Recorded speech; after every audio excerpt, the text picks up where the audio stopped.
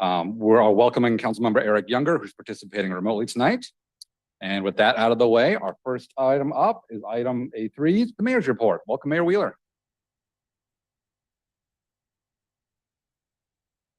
Council, good evening, and Council President, nice to see you. So I've got just a few items I want to share with you, some positive updates for the city. All right, so first slide, Hans.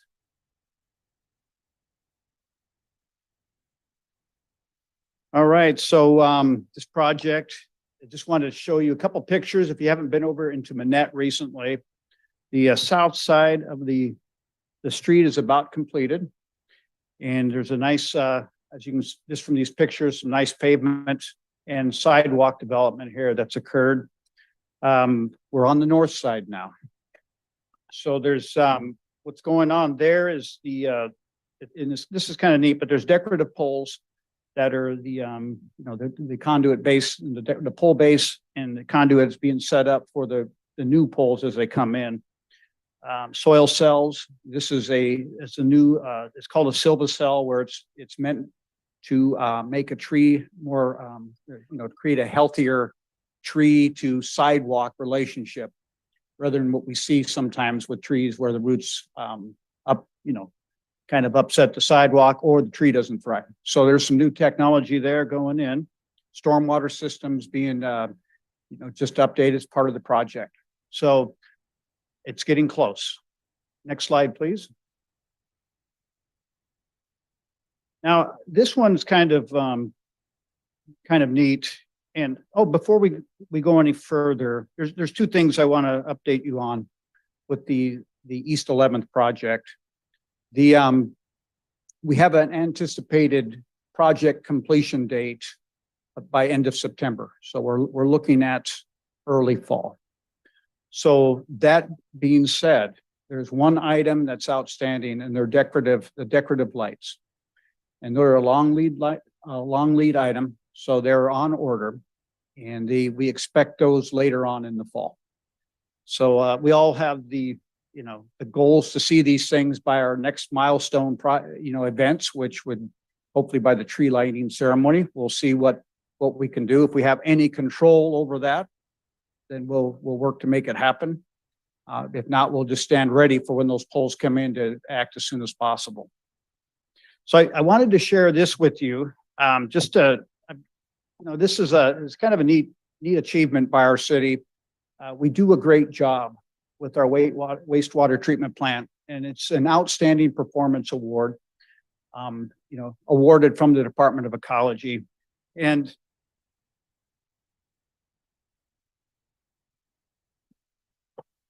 we always hold off until we actually have the awards in hand before we make the announcement. But I'm just going to read it real quick, and then I'm going to have Eric, if you want to come up.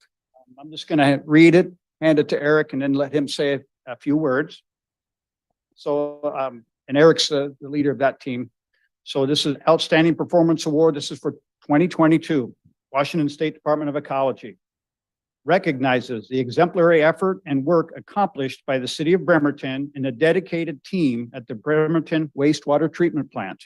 Thank you for protecting and keeping Washington's waters clean. So thank you, Eric.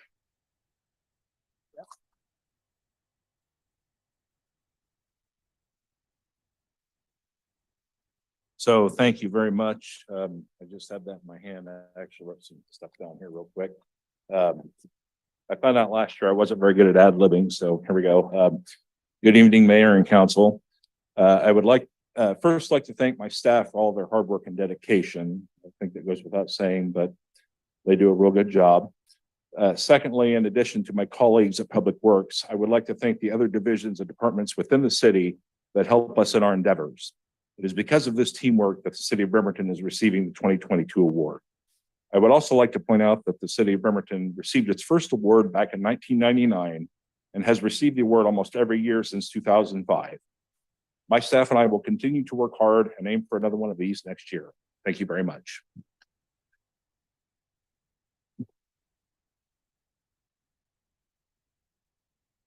Okay, one more item to share. So Hans, we might have, let's see, Here we go. Thank you. So Beautify Bremerton's coming up, and this is, as you can see, September 9th, Saturday, Legion Field. And there's a lot of information here, including contact information, 8 a.m. to 2 p.m. for yard waste in the city. Eligible Bremerton residents or landlords, eligible landlords are allowed to participate. So hope folks, you spread the word. I'll join you. We'll spread the word together and help our city keep being cleaner and cleaner. All right, thank you. Well, thank you, Mayor Wheeler. All right, next up on the agenda, we have public recognition. As noted on the, I'm so sorry, my fault. Next up is consent agenda. All right, we'll go to the clerk Cooper for the reading of the consent agenda. Thank you, President Coughlin.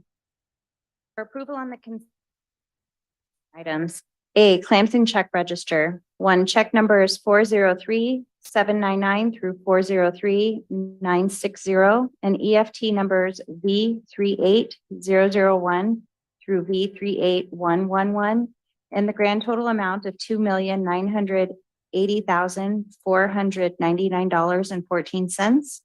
2, regular payroll for pay period ending July 31st, 2023, in the amount of $1,092,349.21. 3, regular payroll payout and missed overtime for pay period ending July 31st, 2023, in the amount of $391. 4, retiree payroll for pay period ending July 31st, 2023, in the amount of $38,911.50. B, minutes of meeting August 2nd, 2023. C, minutes of study session August 9th, 2023. D, interlocal agreement with Kitsap Conservation District for the Rain Garden and Low Impact Development Project. F, create stormwater program manager position at pay band 14 of the Management Professional Confidential and Fiduciary Salary Plan. G, contract service order with Astound Business Solutions LLC for dark fiber services. H, water quality combined financial assistance agreement with the State of Washington Department of Ecology for the Tracyton Beach Road Sewer Improvements Project. I, ordinance number 5481 to amend BMC section 9.10.030 entitled rotating roster. And J, authorization to pursue legal action to abate nuisance and code violations at 1241 8th Street and 723 South Hartford Avenue. This concludes the reading of the consent agenda. Thank you. Does any member of the public wish to comment on any one of these consent agenda items? Let's make sure there's nobody online. I see nobody in the room. All right, no one online. Seeing none, we'll go to the council for a motion. Yes, Move to Councilmember approve. Chamberlain. Oh, that's okay. I defer. No, that's Councilmember Chamberlain. Move to approve the consent agenda as presented. Second. All right, we have a motion and a second. I call for the question. Councilmember Chamberlain. Yes. Fry. Yes. Dennehy. Yes. Goodnow. Yes. Mochler. Yes. Younger. Yes. Coughlin. Yes. Motion carries unanimously. Next on the agenda is public recognition. All right, as noted, public recognition is an opportunity for attendees to address the council on any city-related item that's not already listed on tonight's agenda. Please either approach the podium in the room or raise your hand on Zoom if viewing remotely and wait to be recognized. A reminder that it's election season, so please refrain from making any comments on political campaigns or ballot measures. We just ask that you state your name for use in the meeting minutes, limit your comments to 3 minutes or less, and be aware I'll be using a timer system so that everyone's treated equally, nothing personal if I cut you off right at 3 minutes. And if you have any questions for the city, we'll try and get those answered. We won't have a back and forth, but we'll try and get any questions answered. And if we can't, then we'll have you write in and get that answer to you in writing. All right, so with that, we'll start ahead here in the room. Please go ahead. I am Mary Lou Long, a longtime resident of Bremerton, and I'd like to once again say the Pledge of Allegiance, as I'm hoping that the council will someday do the same as an opening to our meetings, our public meetings, in a formal recognition of the nation that we all belong to. And if anyone would like to stand and say the Pledge of Allegiance with me, I invite you to do that now. I pledge allegiance to the flag of the United States of America and to the republic for which it stands, one nation under God, indivisible, with liberty and justice for all.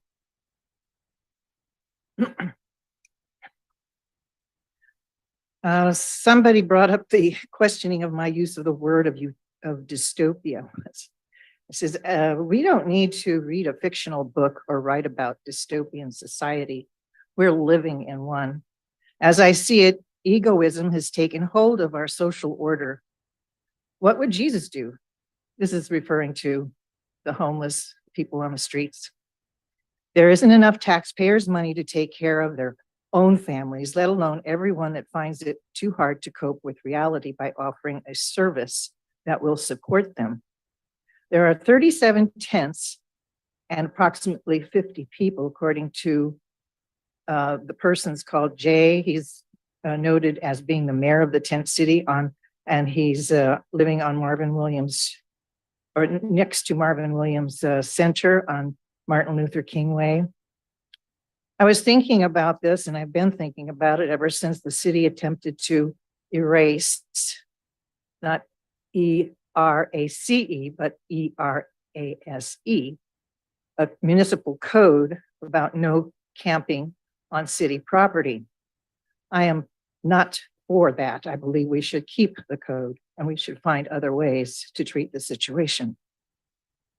Anyway, the group ERACE, ERACE, has almost that many members, or has enough members, plus the city council and the mayor, to probably take in one of those 50 individuals to eliminate the stress and the health hazard. Anyway, the problem could be erased tomorrow. If we're waiting for, and that was the word ERASED, let's see. And waiting for government to find a solution is not the answer. I believe the council and the mayor are in total dilemma as to what to do. They haven't proposed anything yet. So that being said, this morning, my husband and I attended the Boy Scouts breakfast trying to earn money to help that organization. And the mayor was there, it was very nice. And so 10 was our seconds. former mayor. So we had a love, were you there? Sorry, that was 10 seconds. Oh, okay. Anyway, it was a lovely occasion and we raised more money than they actually intended to. Thank you. Thank very you. much. All right, thank you for your comments. Anyone else for public recognition? Yes, let's keep going in the room. I'm so nervous. Hello, my name is Zita Bennett, and I've been a resident of Bremerton for 41 years. I'm concerned that our city has strayed from the path of equality. Our city has dropped the Pledge of Allegiance that states we are one nation under God, and it has welcomed Krampus. These are symbolic gestures that our city has kicked God out and invited the devil in. My husband and I are both of German descent, and neither of our families deemed it worthy to pass the Bavarian tradition down to us. But I've been reading the history, and I learned that this tradition has morphed so much that now Krampus is trying to take over Santa's job. Eric Morley, a promoter, posted on Facebook, and I quote, "There were so many kids who had fun with Krampus. Some gifted bells, notes, and hand-drawn pictures to Krampus. They weren't afraid because they knew they'd been nice, and Krampus had a bell to gift them," end quote. Krampus is an evil character. He is like a devil. He is nothing like the character in Beauty and the Beast.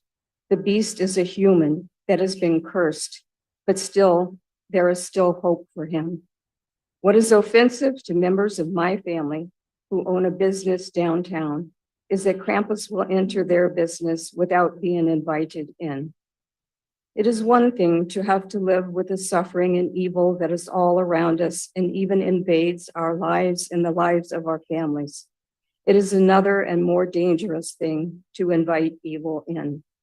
The devil is real. He is not our friend. He is a liar and a deceiver, a thief and a murderer. He incites hatred, envy, fear, and despair. He encourages lawlessness and chaos. God is more powerful than the devil. God loves us, but he will not force us to love him. Some of us who have come from very humble, even poor beginnings, have experienced what God has done in our lives. And no one can take away our peace and our joy, no matter what suffering and evil comes our way. It is my hope that Mayor Wheeler and our city council will change its mind about making Bremerton a primary destination for celebrating the evil character of Krampus. And thank you for listening. Thank you for your comment. Please go ahead. Hello, everyone. My name is Michaela Prementine. I'm a resident of District 6. I come here personally. First, I want to thank Public Works. I called them literally this afternoon. They showed up right after, so solid response time today. And then I wanted to ask who I could talk to with the city if there's a planning department. I've been working with some engineers down at the shipyard, and we're trying to design a plan to facilitate traffic through Gorst and some things. And we wanted to know what the city's plans were with that. I know it's kind of back and forth with the Navy. And we get a lot of turnover, but we would like to help with all that we can. And then on another note that affects me more personally, I have a public right-of-way behind my residence, and the city's decided that it is in fact public, and the Bremerton police is responsible for ticketing parking violations there.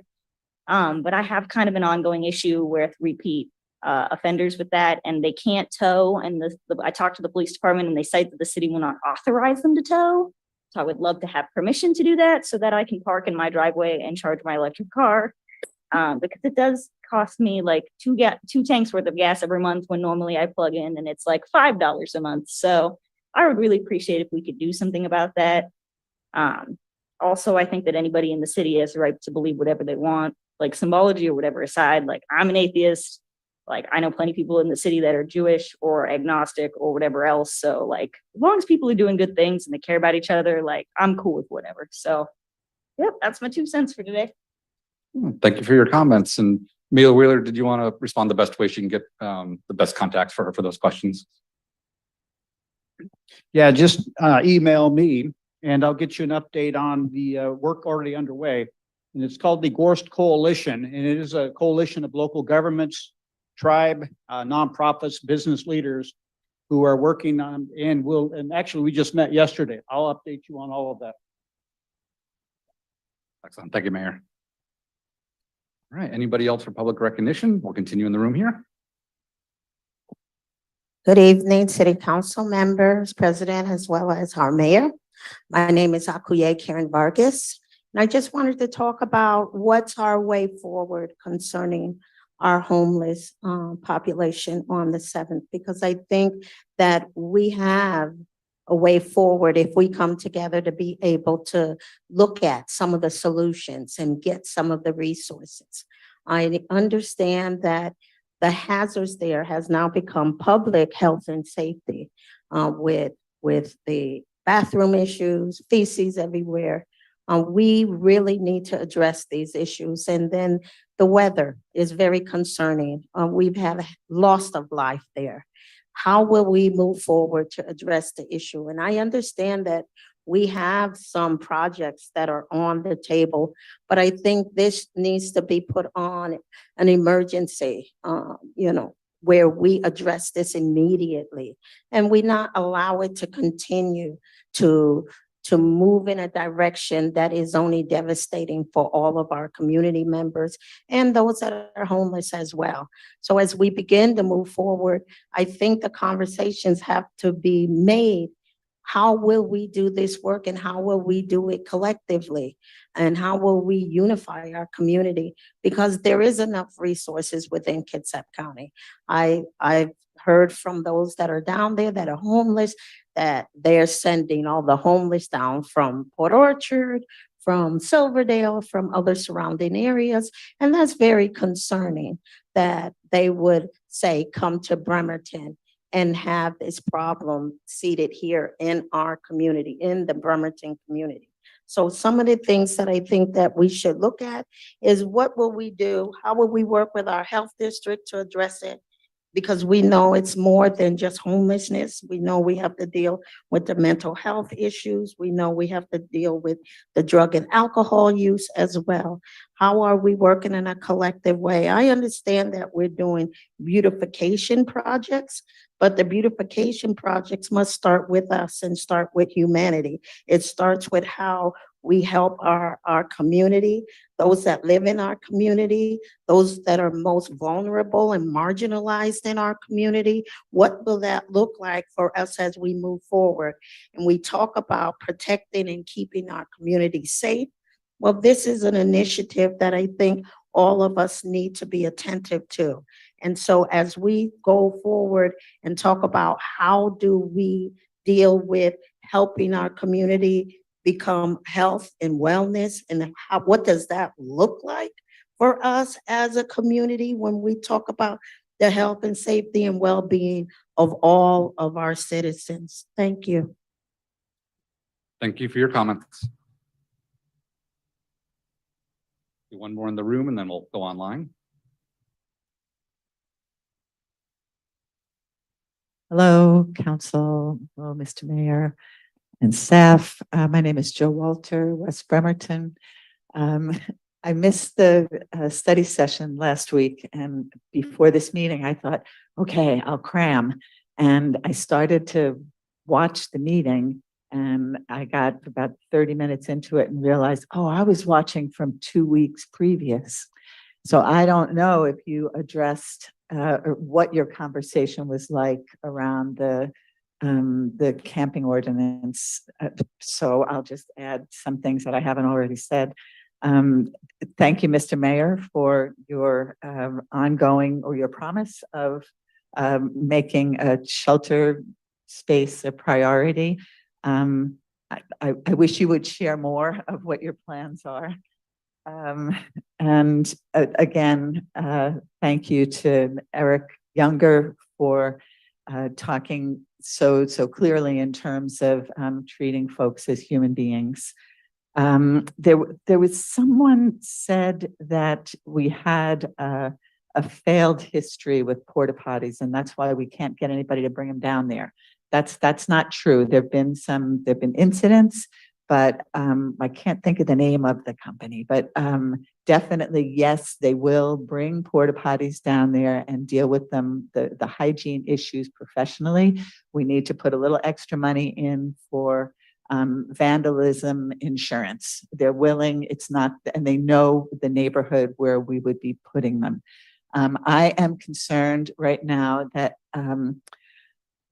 my intention was after the dramatic display of a portable septic tank last time, that I'd bring a whole bunch of people and just really make a big fuss about we need toilets down there. But in the meantime, we've got 4 toilets down there, and I'm not sure that you're aware, but I love it and I'm appalled at the same time, because we have, they're 4 tents. They stand narrow and tall enough to stand in. They've got 5-gallon plastic joint compound buckets with a toilet seat on top of it and lined with plastic bags in order to pick up the waste.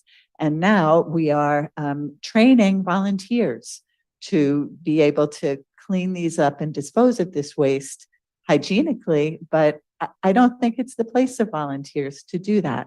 And I don't think it's sustainable. As grateful as I am to the volunteers that are doing it, I would like for the city to move forward with a professional porta potty plan. Thanks.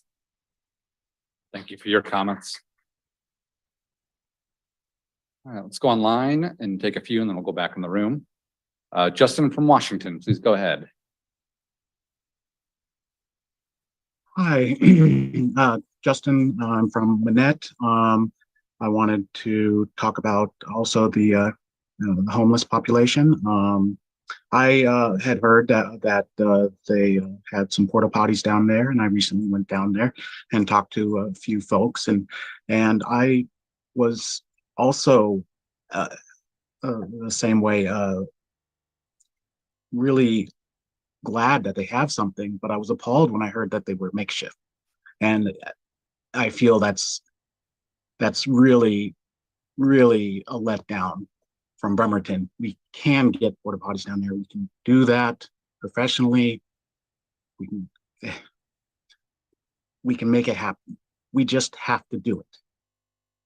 The same with the camping ordinance. I'm very appalled last week that you guys did not vote to strike it down, that you're waiting to get everything in a row for when it is gone. No, it just needs to be gone right now.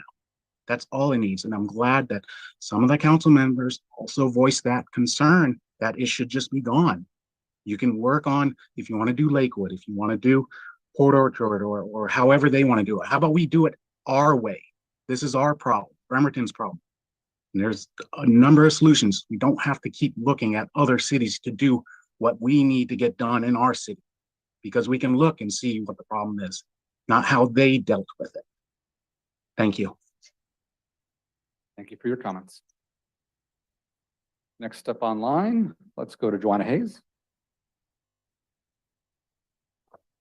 Hello, this is Joey Hayes. I'm a member of Kitsap E-Race's housing team. I have been attending city council and study sessions for a number of weeks.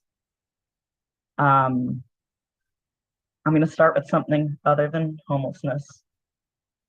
I am a Jewish person, and I would hope as Americans that we would remember that America does not have a national religion and that not everyone believes the same way. And if we want to be able, personally, to be able to worship whoever we worship, or to not worship anyone or anything, that we should also leave others alone who are doing just that.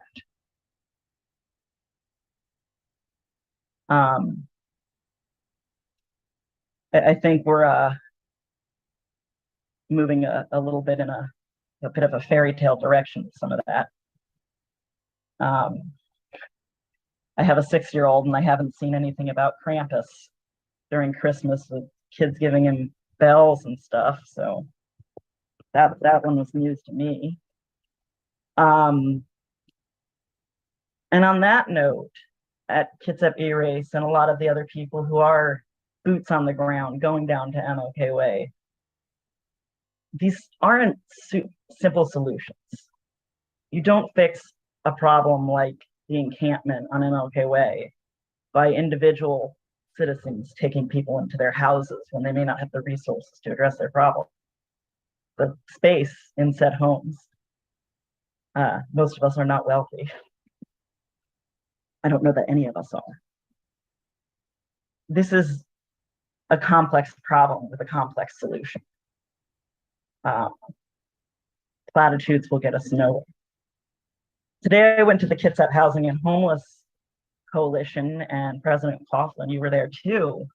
And we had a man who came and gave us a presentation on pallet shelters, who said that these can be built in a matter of weeks. And I really think that that is something we should pursue, because we need a solution sooner rather than later. And I think you decided at last week's study session that what we do for an authorized camping site is separate from what the legislation is going to be. So that we have that one problem of writing or revoking this law. And then we have the other problem of what are we going to actually do to address this. And I think at the end of last study session, you can't come to a pretty simple conclusion on what an ordinance might say. I would like to see the ordinance just revoked, but I can also work with you to make it a not harmful. Appreciate how the council has been. So sorry, that's 3 minutes. Okay, thank you. So much for your comments. Continue online. Next up, Marwan Cameron. Good evening, City Council, Mayor. So glad to be with you this evening.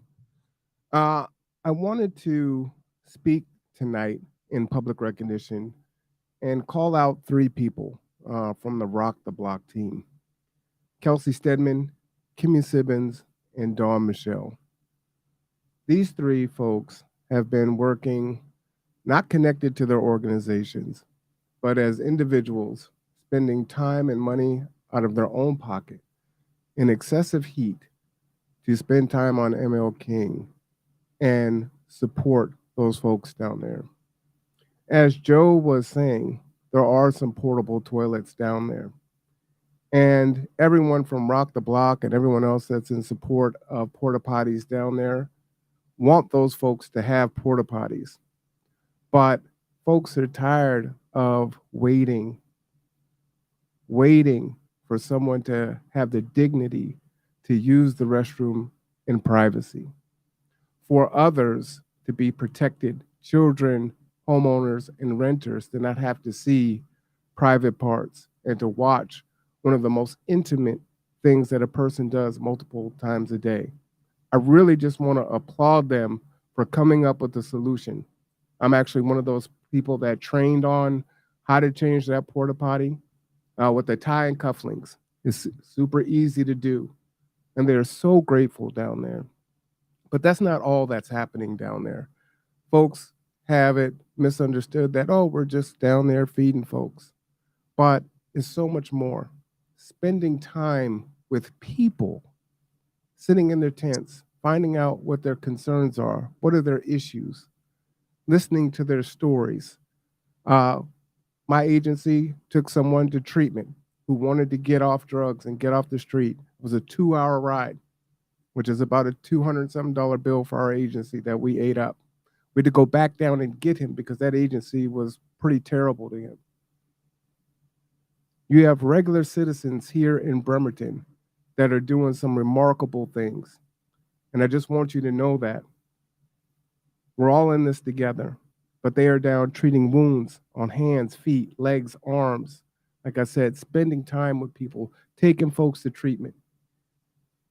They have personal relationships with the people that are down there. And while we're waiting for City Council and for the mayor to figure out what's going to happen, we know that this isn't going to happen overnight. Understand that there are some citizens that are really stepping up. And I just wanted y'all to know that this evening. Thank you for your time. Thank you for your comments. All right, next up, we'll go to Kelsey S. Hi, this is Kelsey Stedman. I didn't purposefully mean to follow Marwan. Marwan, thank you so much for the shout out, and you two have been doing great work. I wanted to address some of the things people have been bringing up. Marwan's right, and as some other people have shared, the solution is not 5-gallon buckets for people to use. It was an interim, we need to do something, which requires someone going every other day and emptying them.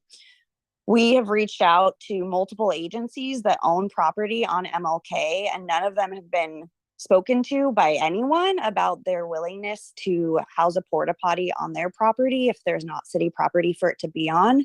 And we have 2 agencies that have identified they'd be willing to enter in a conversation.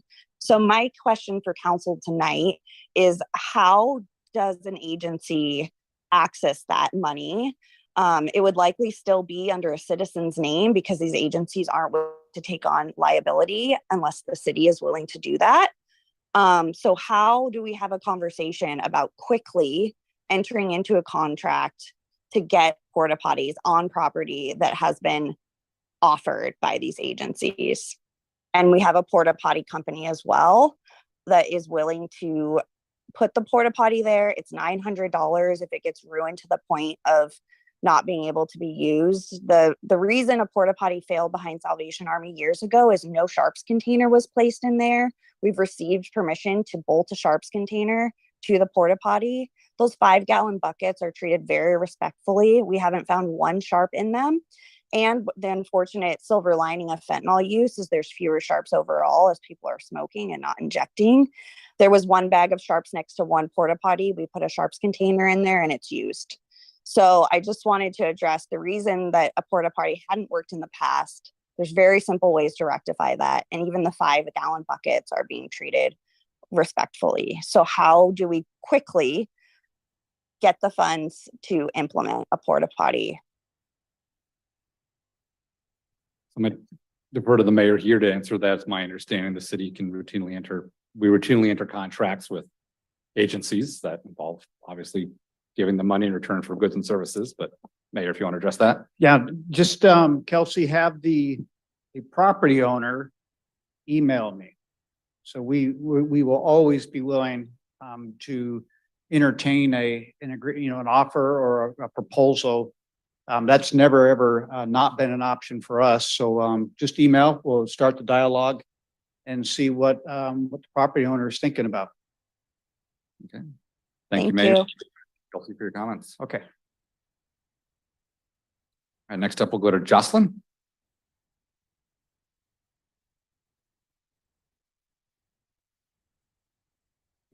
This is Jocelyn. Can you guys hear me?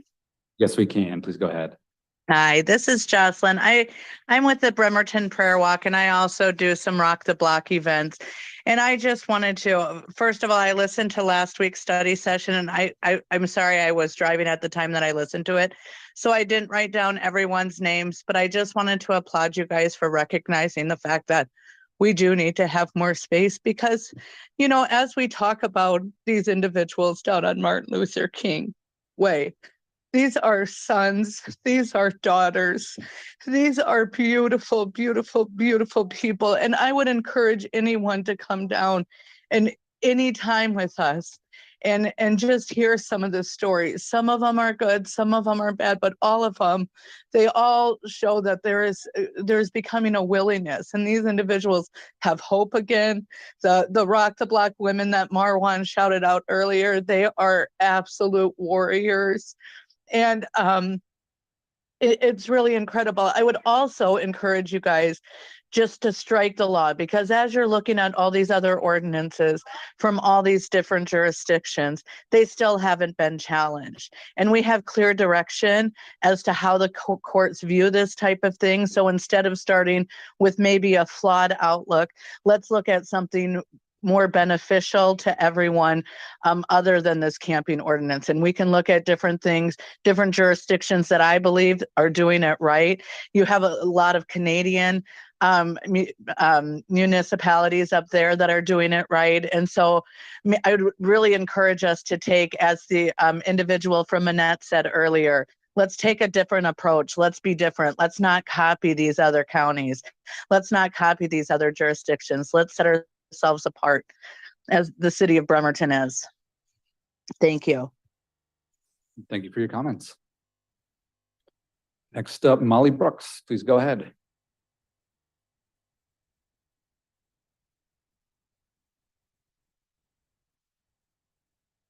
Molly. Hi. I'm Molly Brooks. I'm a member of Kitsap Erase Coalition's Housing and Homelessness team. I was at the Kitsap Housing and Homeless Coalition meeting earlier today, and they had a very good, I think this has been brought up, but they had a very good presentation on basically a tiny home model that I really think should be looked at for an option. So I really do hope you look at that. I just wanted to encourage you that as you are looking at what to do about this ordinance, that you really make sure you come up with a place for people to go, because they really need a place to go. The situation they're living in right now isn't tenable, and we're trying to do things to make it better. Rock the Block has been amazing. I was there the other day, and what they have set up is, we really have some people who are doing some great things, but we really need to find some solutions, and beyond that, find some more permanent solutions, more housing for people to move into after that. Just to get people off the streets, because everyone should have somewhere to live. That should be a basic human right, to have somewhere to live. That's all. Thank you. Thank you for your comments. And last online, Christy Lyson, and then we'll go back in the room. Good evening. I don't know, my hand's raised. I want to echo a lot of what you've already heard. That I also am asking that you strike down the camping ban ordinance completely and start over rather than trying to adopt ordinances that other cities and counties have adopted that are not proven. We haven't seen positive outcomes from any of those ordinances. And so I don't know why we would adopt something that we don't know is effective and works. Secondly, the work that the Rock the Block warriors are doing down on MLK is beyond admirable. They are doing the work our city should be doing. I'm just completely dumbfounded why my city government is okay with the community members carrying the burden of caring for our most vulnerable citizens. And, you know, they're not just feeding people, they are, you know, as other people have said, providing toileting facilities that we have asked for the past year. $10,000 was set aside to fund it. And there's been zero efforts by the government, the city government to, I guess the administration is supposedly responsible, has not done one darn thing to do anything to put that money to work to help with toilet facilities for the folks down there. And it's not okay. They're also we have nurses doing wound care, which is a huge issue for our folks down there. You know, just taking care of all their needs. And that is not right. That shouldn't be put on just, you know, the community to come and do the work that we're paying you our taxes dollars to do. I'm just completely dumbfounded that you guys are okay with that. And not, you know, taking steps. The county has the HEART program, and they serve all the unhoused. They do outreach for all the unhoused in the county and everything except Bremerton. Why don't we have the same program for Bremerton? I mean, it's just, so we're just left without, and the community members are funding the toilet, you know, to maintain the toilet facilities down there, you know, putting in money to get the food to feed the folks down there. It's I don't get it. I expect more from our city government, and I urge you, dare you, encourage you to, you know, go with the people that are doing the outreach down there, and see for yourselves. Talk to the people yourselves. So sorry to have to cut you off, but thank you for your comments. All right, let's see. Anybody else in the room for public recognition? Yes, please go ahead. Jade Mabalowski, longtime Bremerton resident. I've talked about the need for toilets for over 2 years, so there's nothing I can add on it. It's needed. We have the money. Just put them in. A couple other things I wanted to talk about is I attended the Bremerton Ferry Coalition meeting last night, and they were upset because a lot of the key players that they need responses from have not responded as to whether or not they're going to attend their forum next month. They said most of the government officials who are with them have said they'd be there, but they need other players to come and help them. And I think really the county should consider calling a public transportation emergency in the entire county, because there's not one ferry terminal community that is happy right now, even Bainbridge. The last thing I wanted to talk about is Perry and 11th project. It's been awesome for some of the businesses. You know, the contractor was in and out in 6 weeks. There's also at least one business that has been impacted for almost a year, and that is just poor planning. and poor management, and nothing else can be said about that. The school in that area has been impacted. There's not even temporary crosswalks for children to get to the school. The residents in that area that hasn't been completed, but yet was one of the first impacted, is tired of the dirt and the noise. You know, and school's starting up again soon, and they're gonna close down the project for Manette Fest and then reopen it, so it's gonna add another week or two of misery for a lot of people.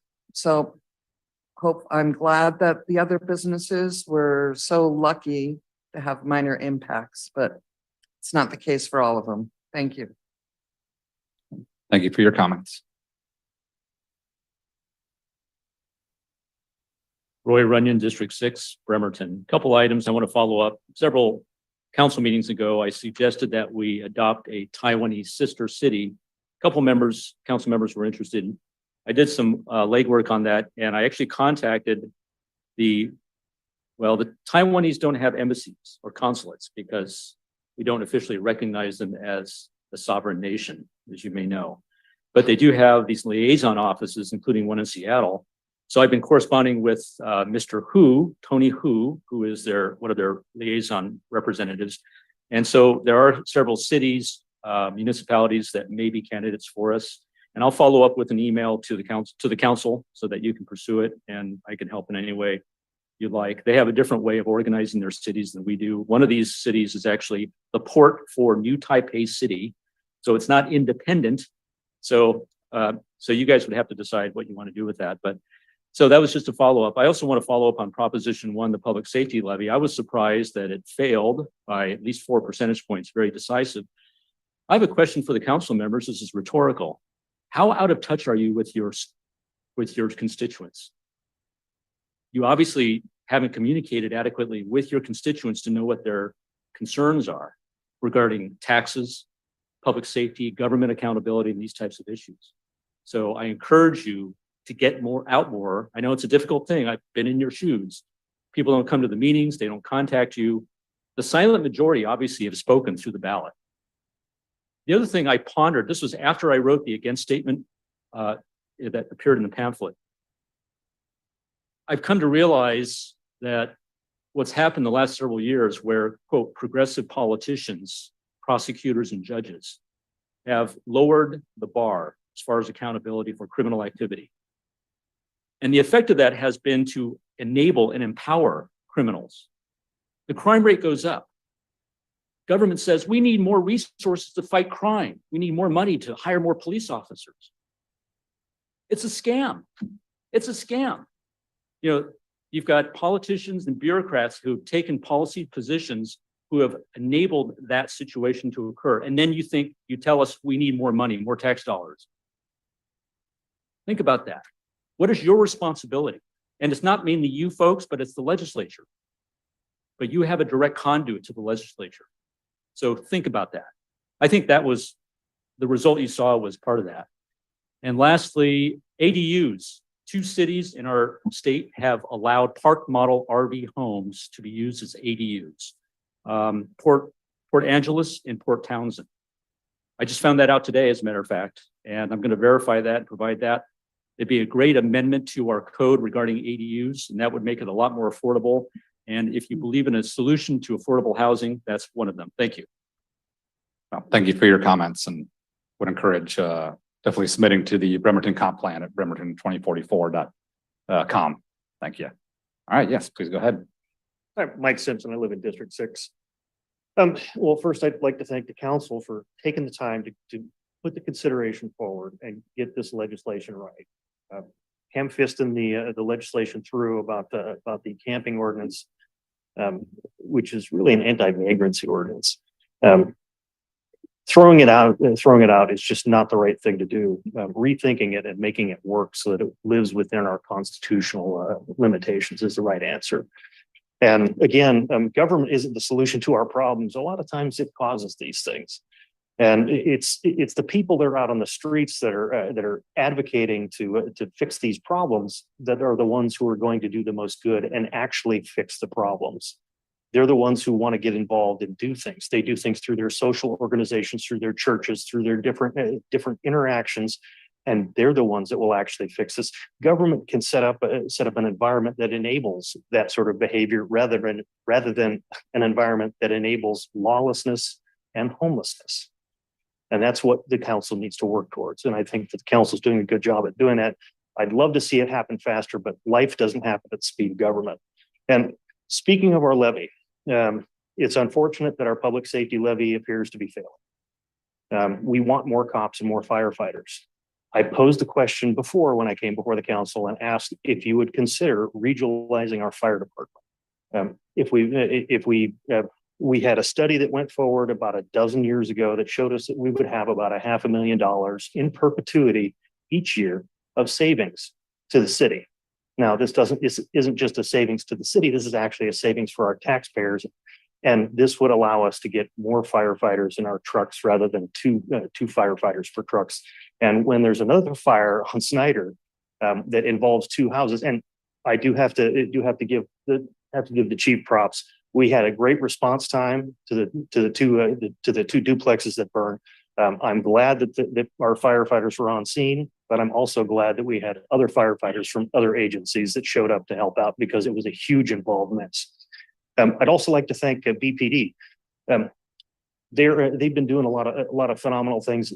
A lot of times they get kicked in the teeth, and it's unfortunate.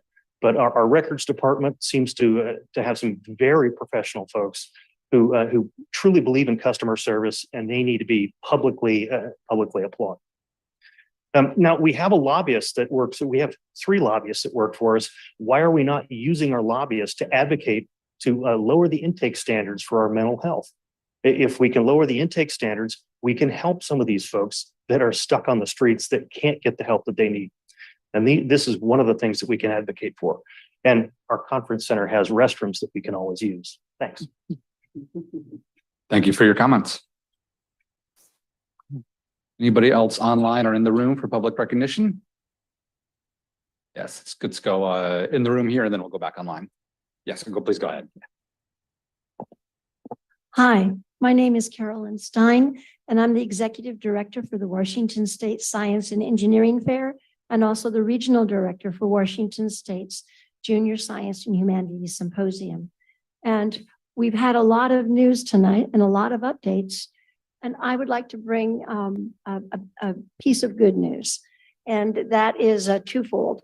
One is that the United States Patent and Trademark Office last year attended our Washington State Science and Engineering Fair, and they have agreed to come back. They enjoyed our city, they enjoyed our residents, they enjoyed our students, and they are bringing their team back. That brings national recognition to Bremerton. That's a good thing. And it certainly promotes our students and our schools and our school district.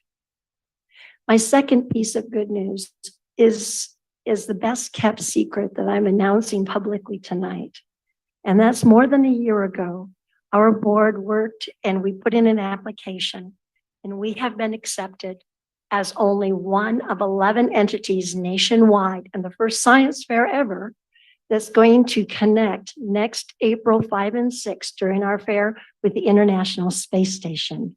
We will be live in what they call real time, and our students, our judges, our participants, our public will be able to, we're going to stop the entire fair during that window of opportunity, and we are going to bring them all into the Bremerton High School gymnasium, auditorium, and the big 40 by 60 foot screen. We're going to throw it up. You're going to be able to see astronauts and talk to astronauts in space.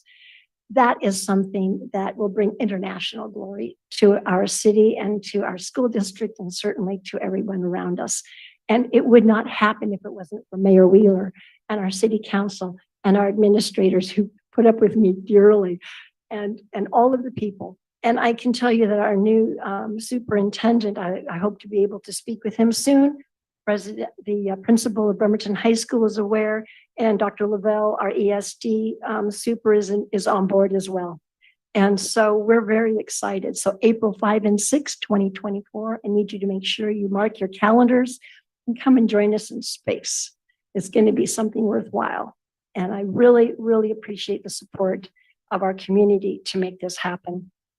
Bremerton's important. Our kids are important. I invite all of you to come to the fair. I invite our public to come to the fair and talk to the United States Patent and Trademark Office and see an astronaut in space. And a big shout out to our local hams groups without their radio expertise and support, because they're the ones who are networking in order to make this all happen. Thank you so much. I do have one more, but I'm going to keep it until I get it confirmed. Thank you. Right. Thank you for your comments. Let's go back online to Jim Klein.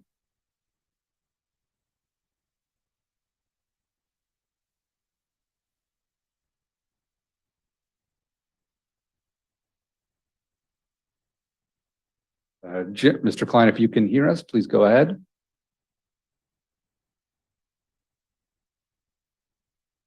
Let's see if you can hear us. We can't hear you yet.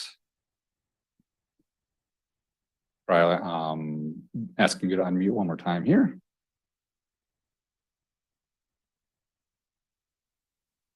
Let's see if that works.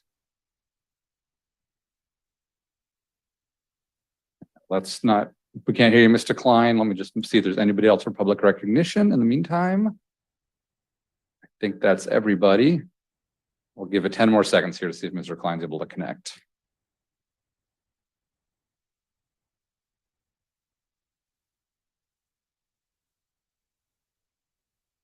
All right, I'm so sorry, Mr. Klein, we can't hear you. So I definitely encourage you though to write in with any comments to the city council email, and we'll make sure that council and mayor get them. All right, seeing nobody else for public recognition, I'll go ahead and close public recognition, and we will go to the one general business item that we do have tonight. General business item, let's see, 6A would be resolution number 3364 to adopt the City of Bremerton Stormwater Comprehensive Plan update. Our presenter tonight is Utility Manager Chance Berthium. Welcome, Mr. Berthium. Good evening, council.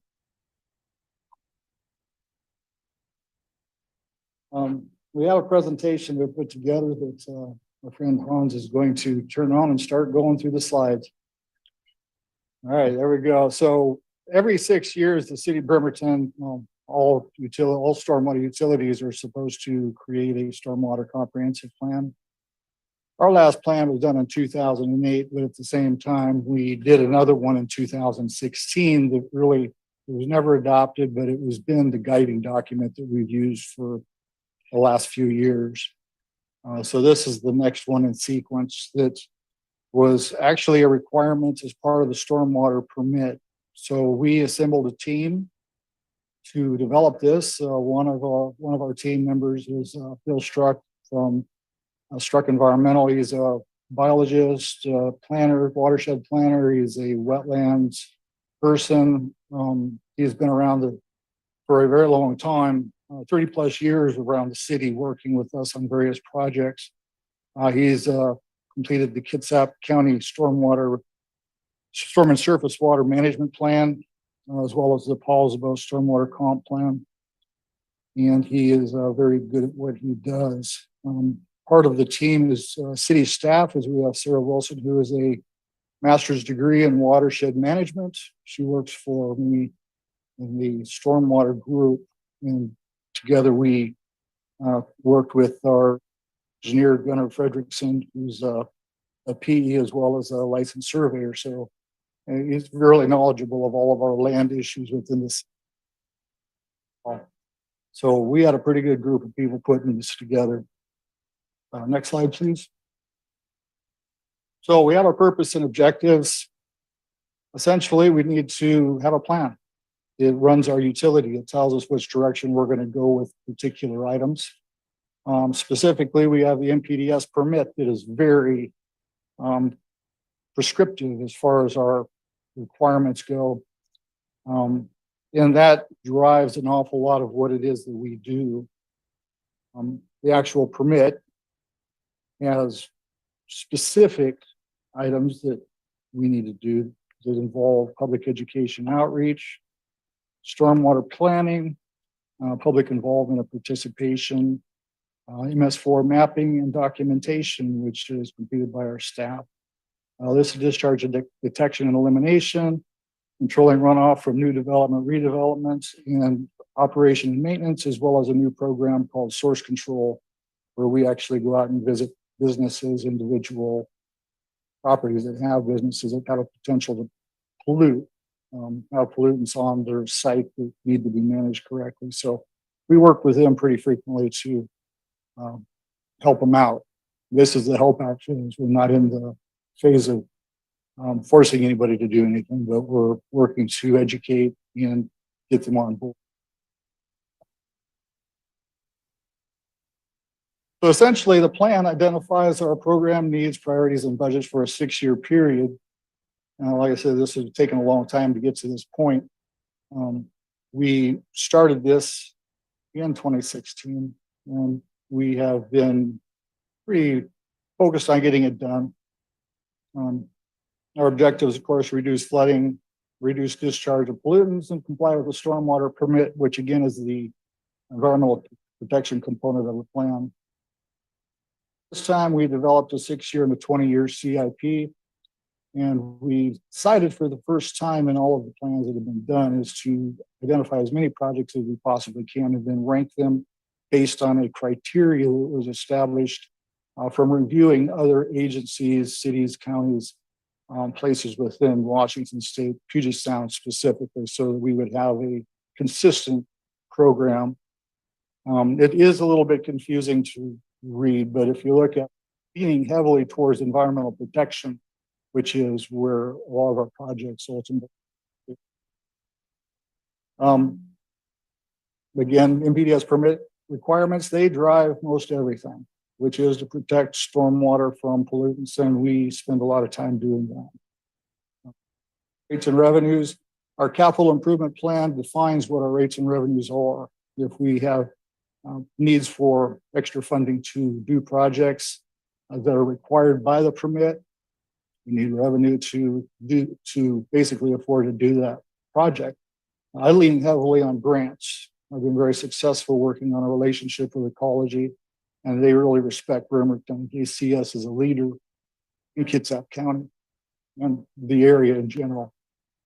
Next slide.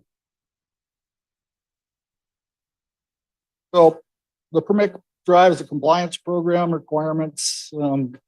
But also with the compliance comes staffing needs.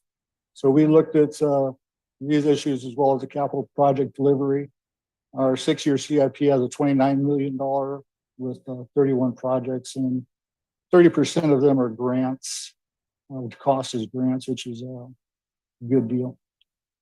I fight a flooding problem on Eagle and Dib that's been around for 30 plus years, and we're almost done with that project. So hats off to Gunnar Fredrickson for getting that thing going and keeping it alive. He's done a very good job in meeting the regulatory requirements. Part of the comp plan, we looked at the financial portion, and we just recently had a FCS working on a rate study for all of the utility rates, and they did a pretty good job. We ended up waiting to get the plan to this point as a part of the rate study, because we wanted to get good numbers.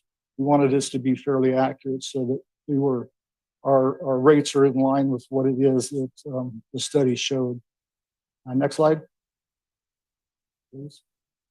So this is a rundown of what we have in the city. Catch basin cleaning 4,500 plus, or closer, getting closer to very close to 5,000. Our system is expanding at breakneck speeds through new developments. Conveyance piping, sweeping, we get 150 miles plus per year. But we're staying up here two times a year. We do it more than that. Different areas, different priorities, different pollutant loadings.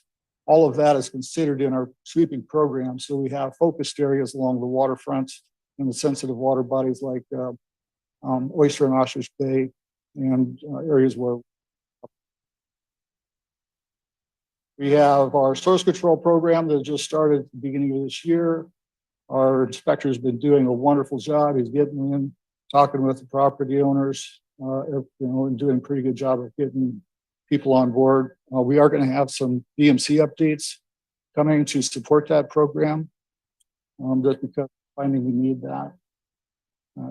Coordinate with the Port of Bremerton. We're changeover in management there actually allowed us to really start developing a good relationship with Port, and we've been meeting Port, talk about stormwater as well as other issues.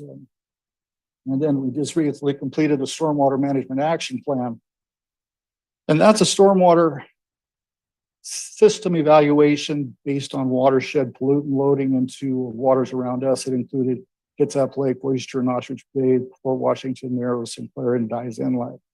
And we identified the priority basins, and with that, we identified some retrofits that are grant eligible that we're going to move forward to get constructed. And that's part of our SMAP, which can be found online under the stormwater program. We have a pretty good story map that you can see that really explains that. Slide. This is essentially a breakdown of our numbers for what it is. We have our annual budget's about $5.2 billion for operation and maintenance. Our capital projects, it just depends. It varies between 5.3 to $12 million, depending on how many grants we have, how many projects, what our capacity is. It's a variable, and it changes pretty much every year. We redo our CIP based on funding availability and staff capacity. So our goals are to, of course, balance the budget. So again, we have fixed rates or fixed needs that we have to do for the permit. We have areas where we need to address issues that pop up, such as flooding, and we take those areas seriously. And as part of a ranking system, that is the highest scoring issue that will come up in our ranking. And then we have our rates are based on the study done by FCS. And of course, we maximize grants. I love grants. They really help us out. Next slide. All right, so this is what we have for updates codes for source control, low impact development, private facilities, O&M. And these were just basically explaining what is required to be done by the permit. We have a new permit coming out in August of 2024. The draft just came out today. So I got an email and it's available to review, and it is a draft of the final plan for the permits. So we can look at that and see what's going to be involved. Have to make some changes, of course, because every permit is a little bit onerous, a little bit more onerous than what the one before. Next slide. This was our schedule for getting the plan updated in the Public Education Act, which was posting it online for review on May 2nd, along with the SEPA. We kept it open until August 3rd, 4th, and then we took what comments we had, which were a few.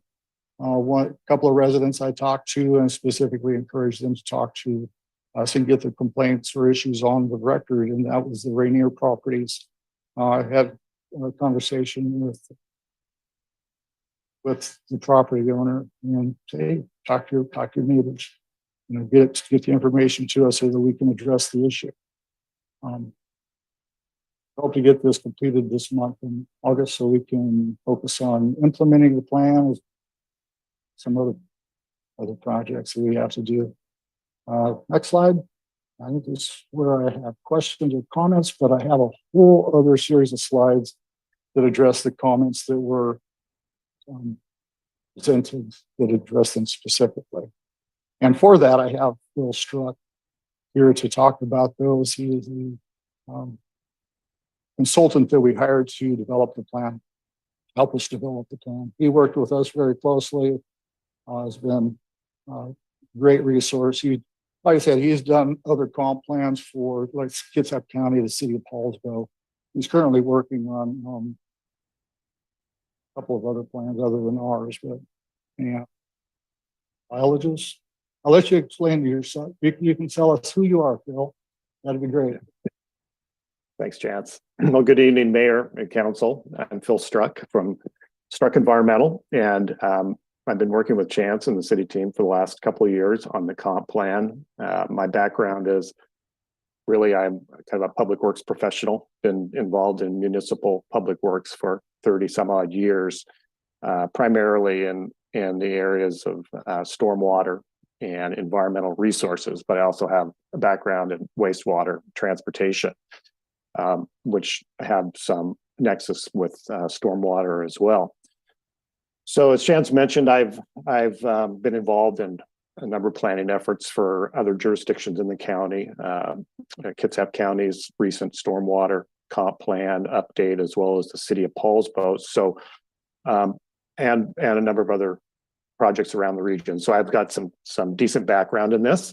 And what I've got here for you tonight is a summary of the comments that were received from study session and how we've addressed those, as well as a little bit of information on our thought process in terms of addressing the comments. Could I have the next slide, please? Here's just a very quick overview of the comments. There were some comments about wetlands and the significance of those in terms of the stormwater plan, comment about rain gardens, swales, treatment wetlands, and then a couple of comments about permit conditions that will be in the new permit 2024-2029 on tree retention, fish-bearing streams, and some opportunistic treatment. There were also some supplemental comments that came in about Wright Creek in particular and how that was or was not addressed in SEPA, and some comments about scoring of projects, in particular the Rainier Avenue flooding project. Next slide, please. So wetlands, what we've done is we added a new map with what was the best available information, which is essentially the city county GIS. I'll show you that map in a minute. We did, I think, depict the Wright Creek wetland complex as it's generally shown in those databases. We also added a new section and talked a little bit about wetland protection under the city's stormwater code. Now that occurs at a specific project level. So when a project's proposed, as you all know, it has to meet the development code, and stormwater is a big part of that. The stormwater protections are specified under the state stormwater manual, which has been adopted by the city, and they relate primarily to treating the water before it goes into the wetland and making sure that the hydrology of the wetland is maintained so its functions can continue. Now, those protections apply to all wetlands, whether they're currently mapped or not. So if there's a wetland that's not shown on the current GIS layer, but there's an indication it's there and it comes up during development review, then it gets addressed with those new protections. So currently, this was our thought process. The wetland protection, but beyond those BMPs that are required under code, is not part of the city's current stormwater management program. And they're primarily issues that are addressed under land use under the critical area ordinance. So stormwater is really addressing the water going into the wetland, but is not in a lot of ways addressing the wetland itself, other than making sure that the hydrology is maintained. Now, wetland restoration and additional protection could be considered, I think, as part of the city's CIP at specific locations, but I think that would require probably a separate study to really identify all the wetlands and then prioritize those that need protection so that there's some basis for investing city resources in those protection measures. Next slide, please. Here's the map that we did. And I think we got the red circle is the Wright Creek wetland complex, which is generally up there by I think it's the Wright Creek Business Park, Pendergrass Park area. And I think that's the one that maybe was highlighted as being particular concern. So that's what's depicted in the current databases and now shown in the comp plan. Next slide, please. So the other issues, I'll just click through these very quickly. We added a new section on the rain garden program with the Conservation District, which has just been approved, incidentally.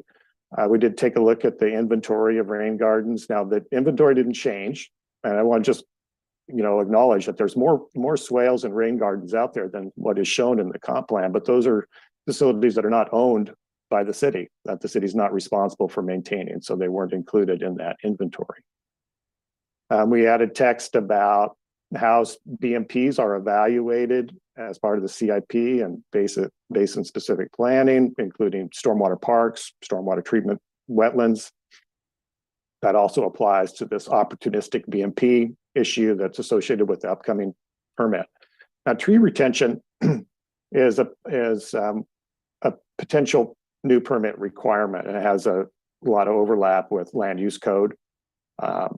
We won't really know for sure what the requirements are until mid-24 when the new permit is issued, and felt it was prudent to acknowledge those issues, but maybe defer making specific recommendations until the actual requirement is known. So we mentioned that in the updated, in the plan modifications.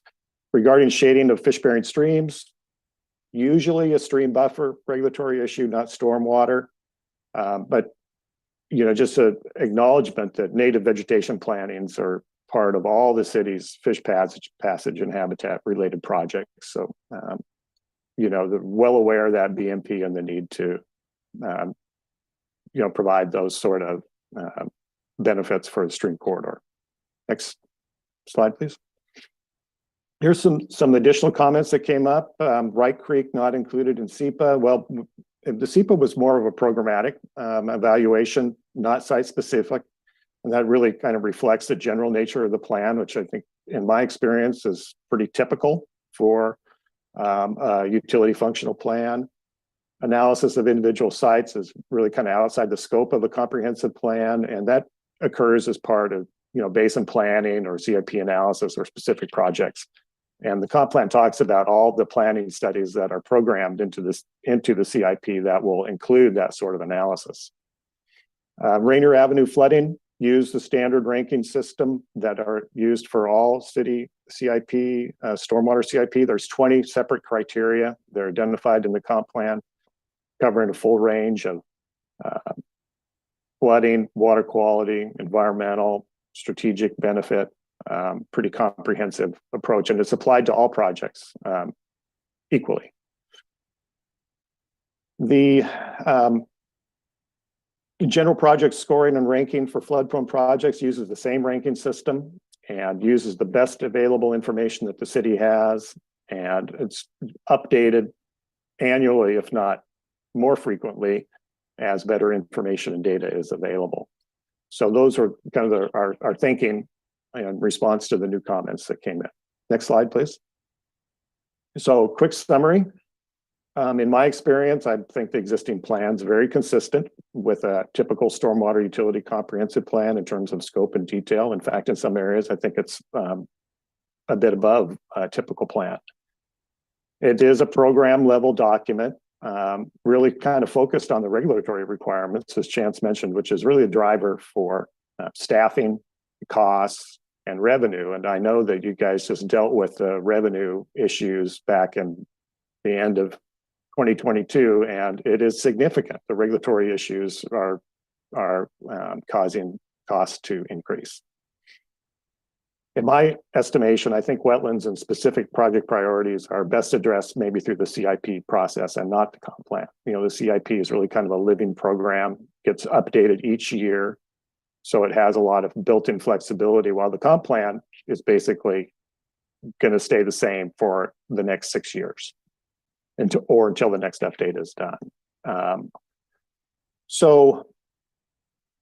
Been working on this for a couple of years. I think the adoption is needed within the relatively short term to support the comp plan, citywide comp plan process, which is underway, and the associated capital facilities plan, which needs the data in the comp plan to be incorporated into that CFP. Next slide. So that concludes my presentation on how we've been addressing the comments that were received. I'd be glad to answer any questions or provide additional information. And I just want to say that I've been around Kitsap County a long time, and I've enjoyed working on the plan. And I think it's a pretty good document that reflects a lot of practical engineering information, as well as a good environmental ethic. Thank you. Thanks, Phil. So I know we've had some discussions and debate about how to proceed with this, and we are ops the plan.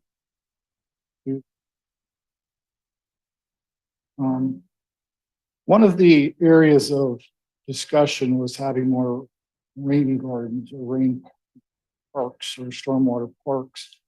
We recently filled the stormwater engineer position with the lead engineer for the Manchester demonstration park. So he is our stormwater engineer. Because one of my goals has been to develop a good team of professionals that can run this program and give us some good results. So with our watershed planner, our engineer that's on board, myself, I've been doing this for a long time. I think we have some good, capable people on our team.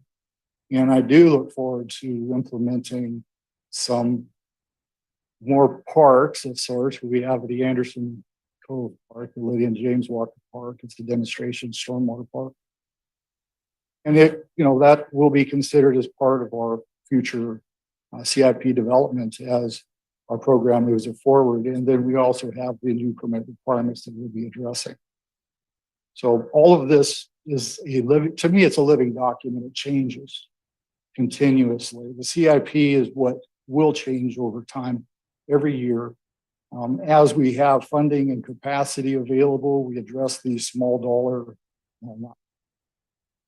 relatively small dollar, small system improvements that we can do quick contracts on to do some basic quick engineering and construction to relieve the flooding problem, like on Rainier. For example, like on Elizabeth and 13th. There's a couple of sites that are like that are relatively inexpensive, meaning under $500,000, but that's still a lot of money. And I realize that, but a lot of these other projects are multiple millions. So by comparison. Anyhow, I'm happy to answer any questions.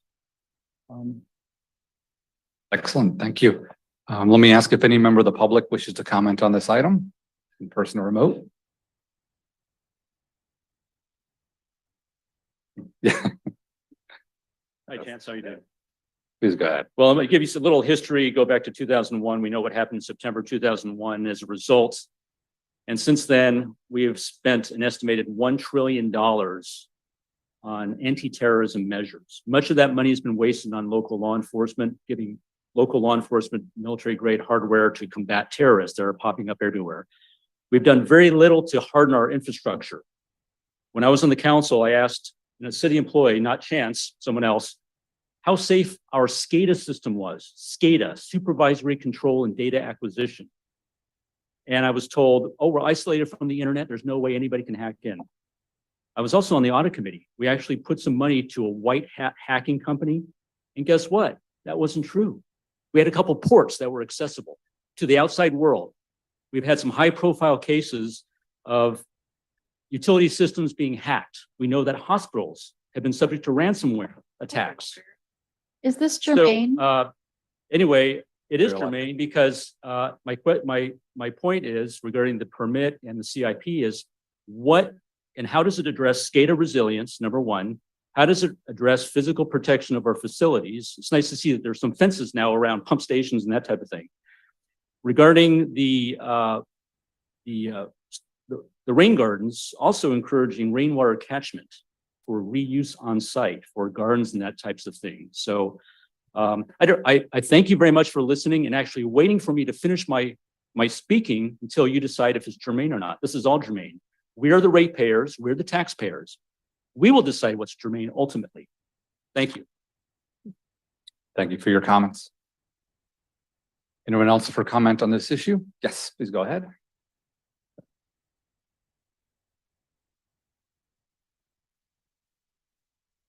Hello. So I've lived in Bremerton. My name's Thomas. I've lived in Bremerton for 8 years.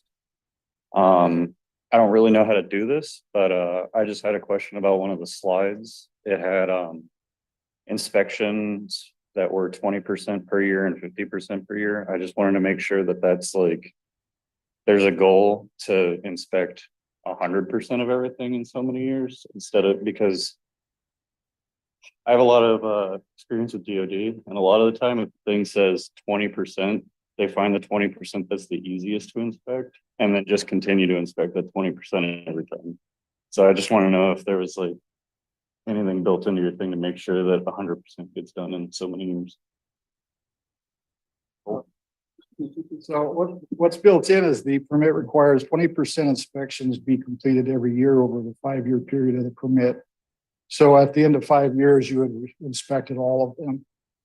We do, inspect almost everything every 2 years as far as the private systems go. The source control, that's planning on having all of the sites inspected within the 5-year period, just because there's so many of them, and the inspections aren't just going out and looking, it's making the appointments, going out looking when they have the time, then all of the follow-up assistance and the checking back. It's pretty involved. And we have one person doing that, but we're doing good, I believe. Yeah, any other member of the public wish to comment on this item? Just going to check that there's nobody online. Checking. Okay, seeing no other public comments, I'll go to the council for a motion. We're good now. Move to approve resolution number 3364, adopting City of Bremerton 2022 through 2027 Stormwater Comprehensive Plan. Second. All right, we have a motion and a second. We're open for discussion. Councilman, we're good now. The floor is yours if you wish. Thank you for your thorough presentation again, and for the follow-up to some of the questions we had. So I know that this is a lot of work, so we appreciate your time on that. I don't have any specific questions at this time. I know some other counselors may, so I'll let them have a chance. But again, thank you for your work on this. Thank you. Councilmember Dennehy. Yes. Thank you, Council President. Yes, I also want to say thank you very much, both to the administration, your department, and the consultant, Phil, who's worked so heavily on this. This is if I'm understanding this correctly, this is a broad overview plan that is focusing on staffing, it's focusing on certain goals. And then there can be updates every year. I think you said the CIP updates every year. Can you explain that a little bit to me? Because the majority of the comments that we had come in were from North Rainier between 19th and 20th. And I just want to make sure that that's on the radar. I know you addressed it a little bit, but if you could go a little bit further, that'd be great. Sure. The CIP, well, every year we write a stormwater management program plan. And that identifies everything we're going to do for the whole year as far as the regulatory permit requirements, so that we meet all of the goals of the permit. So that part is an annual thing. Now the CIP, we talk about it, we get that kind of geared up from June to August. We have it pretty well dialed in by the time September rolls around. With our budget process, it's very linked to that. So we look at what our estimated costs are, what our staffing level is. Engineers have a specific capacity. And then if we're rolling projects into transportation projects, which we do quite often, because there is a synchronicity to the two. So we fold all these pieces together to try to sequence them over the next year as much as we can. There's always surprises, and you get those in change orders or updates or expanded approvals. But all of that is presented to our group internally. And then ultimately that comes to council through the budget approval process. So we balance the budget with all of the projects. We have money that's used specifically for substandard mains or issues that pop up, or if a project ends up being a little short on money, we have funds usually available. So these small projects, they will get folded in as money and staff time or capacity is available. And that happens every year. We pick something up that's a priority. I do appreciate, we can't fix what we don't know about. You know, so I like input from the public. I really do. I appreciate that, because then we can address the issues. And both of these issues that I talked about at the 13th and Elizabeth and then on Rainier were because somebody called me. And so they called it in and we talked. And could you give a little bit more information about the discussion you had with the property owner at North Rainier and any plans that there are to address that? I just don't want to leave those constituents hanging because it was the majority of the comments that we received. Councilor Mockler has more details than I do, I think. I've really never heard nothing about the dollar amounts for any kind of damages because that I know. But the engineer, myself, walked the site. We looked at the actual locations of our storm. We figured out what we'd have to pick up and intercept. There are essentially two systems, one on the north end, one on the south end, because of the grade breaks north and south, so water will flow either way about the middle of the road between 19th and 20th. So two stubs up from up 19th and up 20th to intercept the water and have a catch basin installed about midway or about a quarter of the way up the street to get the Rainier issue that we're dealing with. So we threw an estimate at it of about $350,000. So we're working on evaluating when we can get that into the system. But as an interim fix, we put the berm in, we raise the edge, and we will monitor that through the winter to make sure that they're covered. And I asked the lady to give me a call if they ever have issues, because we will respond accordingly and make sure that it's taken care of. Thank you. So just for my edification, it sounds like this is a high level document that's kind of for the next 6 years, but there's a chance for responding to needs every year that council can identify and fund. And there's already communications and some preliminary stopgaps being put in place for community members that have already let you all know about some issues that are going on. Is that correct? Yes. Okay. Absolutely. Great. Thanks so much. Councilmember Mucker. So sorry, she raised her hand earlier. Okay, I'm going to move to postpone this to the study session coming up next week for two very simple reasons. Okay, Can I articulate them at this time? No, I believe once you make the motion, we need to go for a second. Okay, so we have a motion to postpone this item to the next study session. Is there a second? We'll go ahead. I'll go ahead and second for discussion. All right, so now we're open for discussion on this motion to postpone to next study session. You have the floor, council member. Thank you. Really, I'm trying to restrain my joy about the stormwater engineer.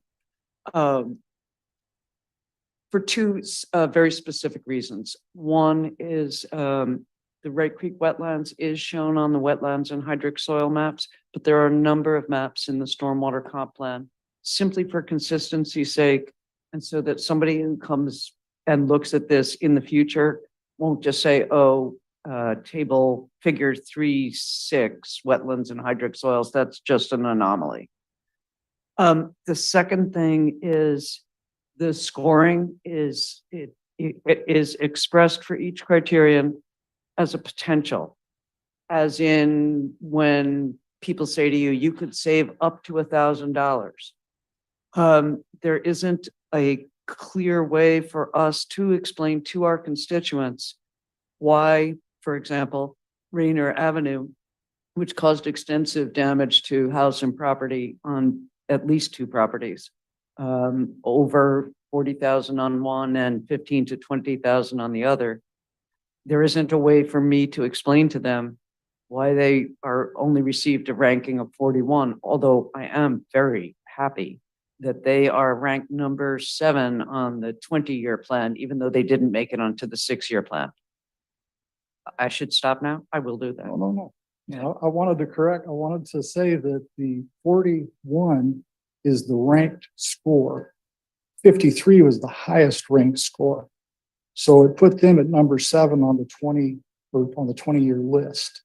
So it's not like they're 41st in the list first and whatnot. It's just the opposite. No, I totally understood that. They only received a score of 41. And since the scoring in section 910 on I believe page 911, but don't quote me on that last one, only expresses the value for each criterion as a potential, it's impossible for us to determine how these scores were I'm reached. gonna ask for a point of order. Sure, Okay. please state your point. I just feel like Councilmember Mochler needs to be explaining to us why you would like to, like us to entertain your motion. Join My on the issue. entirely bad. I will agree with that of, I was keeping it wrong. germane to the, So wrong. motion. to Thank you postpone. so much. Okay, sorry to talk over you. Okay, so here, I want to be able to explain to my constituents, and if you have flood prone areas in your districts, I want you to be able to explain to them too. Here's the scoring system. Here's how it worked. Even though you had extensive damage to your house and property, it was not some of the other criteria that I'm just throwing out at random. It's not a good candidate for a major grant. It isn't going to affect a fish-bearing stream, and therefore you only got this score. I'd like to be able to explain that. And since my experience with stormwater has been that they are wildly competent, I'm sure that information is laid out somewhere. So I'm not asking for the stormwater comprehensive plan to turn around and become a whole different animal, but to just include these two specific points. And I personally will be quite happy to simply review those two at the study session and then take action at that time. That's all that I'm asking for. Was that better? Okay, just comments to me. Perfect. Any other comments or questions on this motion to postpone? Yes, Councilmember Dennehy. And I will direct this towards, I'm not sure, can I direct this towards the person making the motion at this point, or? You can direct it to comments to me. Sure. Okay, Council President, I'm hearing argument for postponement. I'm not sure if I am swayed that information wouldn't be available and be able to be communicated even if we take action on this plan tonight. So yeah, I wanted to ask a question, but I guess it's more of a. You can ask a question to Mr. Thium. Yeah, there we go. Sorry, thank you. Mr. Thium, is that information that could be provided to Councilmember Mochler and or constituents, even if we pass the comp plan? Sure. Thank you. Yeah. Okay. Any other comments or questions on the motion to postpone? All right, Councilman, we're good now. This would be to Chance.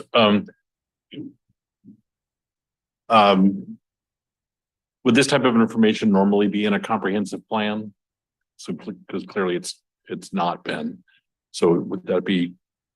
Well, tried something unique, and that is taking all these projects and trying to evaluate them based on their environmental impact versus property impact versus, is it a fish barrier essentially, or is it something that is damaging property? And the thing with damaging property is we take that very seriously. So if somebody ever calls us and says, hey, we got a problem here, we respond in force to fix that. And we don't leave things laying untended for a long period of time. The fix might not be perfect, but it is adequate to make sure the property is no longer being damaged or protected. And that's pretty consistent. So the ranking system is just a new concept. Like I said, we've never done that before in any of our projects, so it gives us a guide to look at the different buckets, because we have fish barriers, we have water quality, we have capacity issues, we have just substandard main issues. So there's 3 or 4 different buckets that we always consider, 5 sometimes, and we look at how these things fit into our program. And again, how capacity of staff is available or available funds to do certain things. Grants we can get for treatment of the water quality, essentially. That's easy. We can get those pretty consistently. But the actual dollars out of the stormwater utility to pay for system capacity increases or CIPP lining, or total replacement because we have to upsize pipes, that is coming right out of the utility budget. It's not grant funded. And when we do transportation projects, again, we pay into that with capital dollars directly out of the utility usually. So hearing you say that this is relatively new sort of tool you've developed, I'd be a little leery to sort of codify it in a long-term plan because, you know, in a couple of weeks, you may find a piece that makes that better. I do think it's important for us to be able to communicate with our residents about what it is. I think there's a feeling sometimes that you're like getting the runaround sort of because it's not black and white enough for a resident to be able to understand. But I'm not 100% sure that that this is the right place to put that in. Thank you. All right. Any other comments, questions? Yes, Denise Fry. I'm not an expert in any of this, and I don't do deep dives into subject matter that I don't know about. I rely on you, and I rely on fellow council people with experience or background, or I pull something up during the council meeting on the web, because everything on the web is true, right? It's more of a 30,000 foot view, but I think it's an important point to make. And that is that one of the council's goals for this year is to develop policies that encourage environmental stewardship. So, that's important to us. And so when I Google real quick, and I just Googled like stormwater and comprehensive planning, and I found this 2020 University of Nebraska paper, and they talk, one of the first things was it's called integrating wetland conservation into local planning, and there's a whole section on stormwater. And one of the first things they say is map all the wetlands for consideration in projects. So that's my, my little thing of research, which can get me in trouble, all the time. When council sets a priority that environmental, it's important to us. I want to hear that. I want to see it in all of our planning documents. I don't want to just be told, oh, they covered that in the permit. Do we want to wait until they require something in a permit if it's a best practice and the right thing to do? Maybe, I don't know. But when I read our documents, our planning documents, I want to see words, and it's like the job description, and Director Nucky took that back and flushed it out. Words matter. Mm-hmm. And when I look at your whole presentation, I didn't feel it. I didn't see it, even though certain things are applicable. And so I'm not saying I'm not going to vote for this or anything. I'm just saying, I think we're starting to challenge the process a little bit and saying, why are we always just project focused? Where's the vision and how the projects fit into the vision, right? And if our environmental safeguards are important, they should be there somewhere. So that's my kind of disappointment with this, is that I wish it spoke to me, with that. And I'm just going to jump in and ask you to tie Jermaine back to the motion to postpone. Well, I said I don't think I'm going to stand in its way for more discussion. I think the point just needed to be made that I don't feel it. I don't read it. Yes, Councilmember Denny. This is my last question for Mr. Buthan. This isn't to be facetious or snarky or anything. This is actually a question because this is, again, not my area of expertise either, but I'm seeing in the comprehensive plan 3.42, an entire subject, an entire page on wetlands. On page 1, figure 3.1, wetlands and hydric soils. So am I missing something that is not being included about wetlands that other folks are seeing? There's a nexus between stormwater and wetlands, but it's more about what we can put into a wetlands from a storm system. It defines the quantity of water you can discharge into a wetland does not disturb the hydrological function of the wetland. And the quality of the water has to be fairly clean before it can be discharged. So there's those two things. Am I getting that right, Phil? Does that quantify really what? Yeah, that's right. So That's the page that you're looking at is what we added comments before. So it's really I don't disagree with reviewing, and I didn't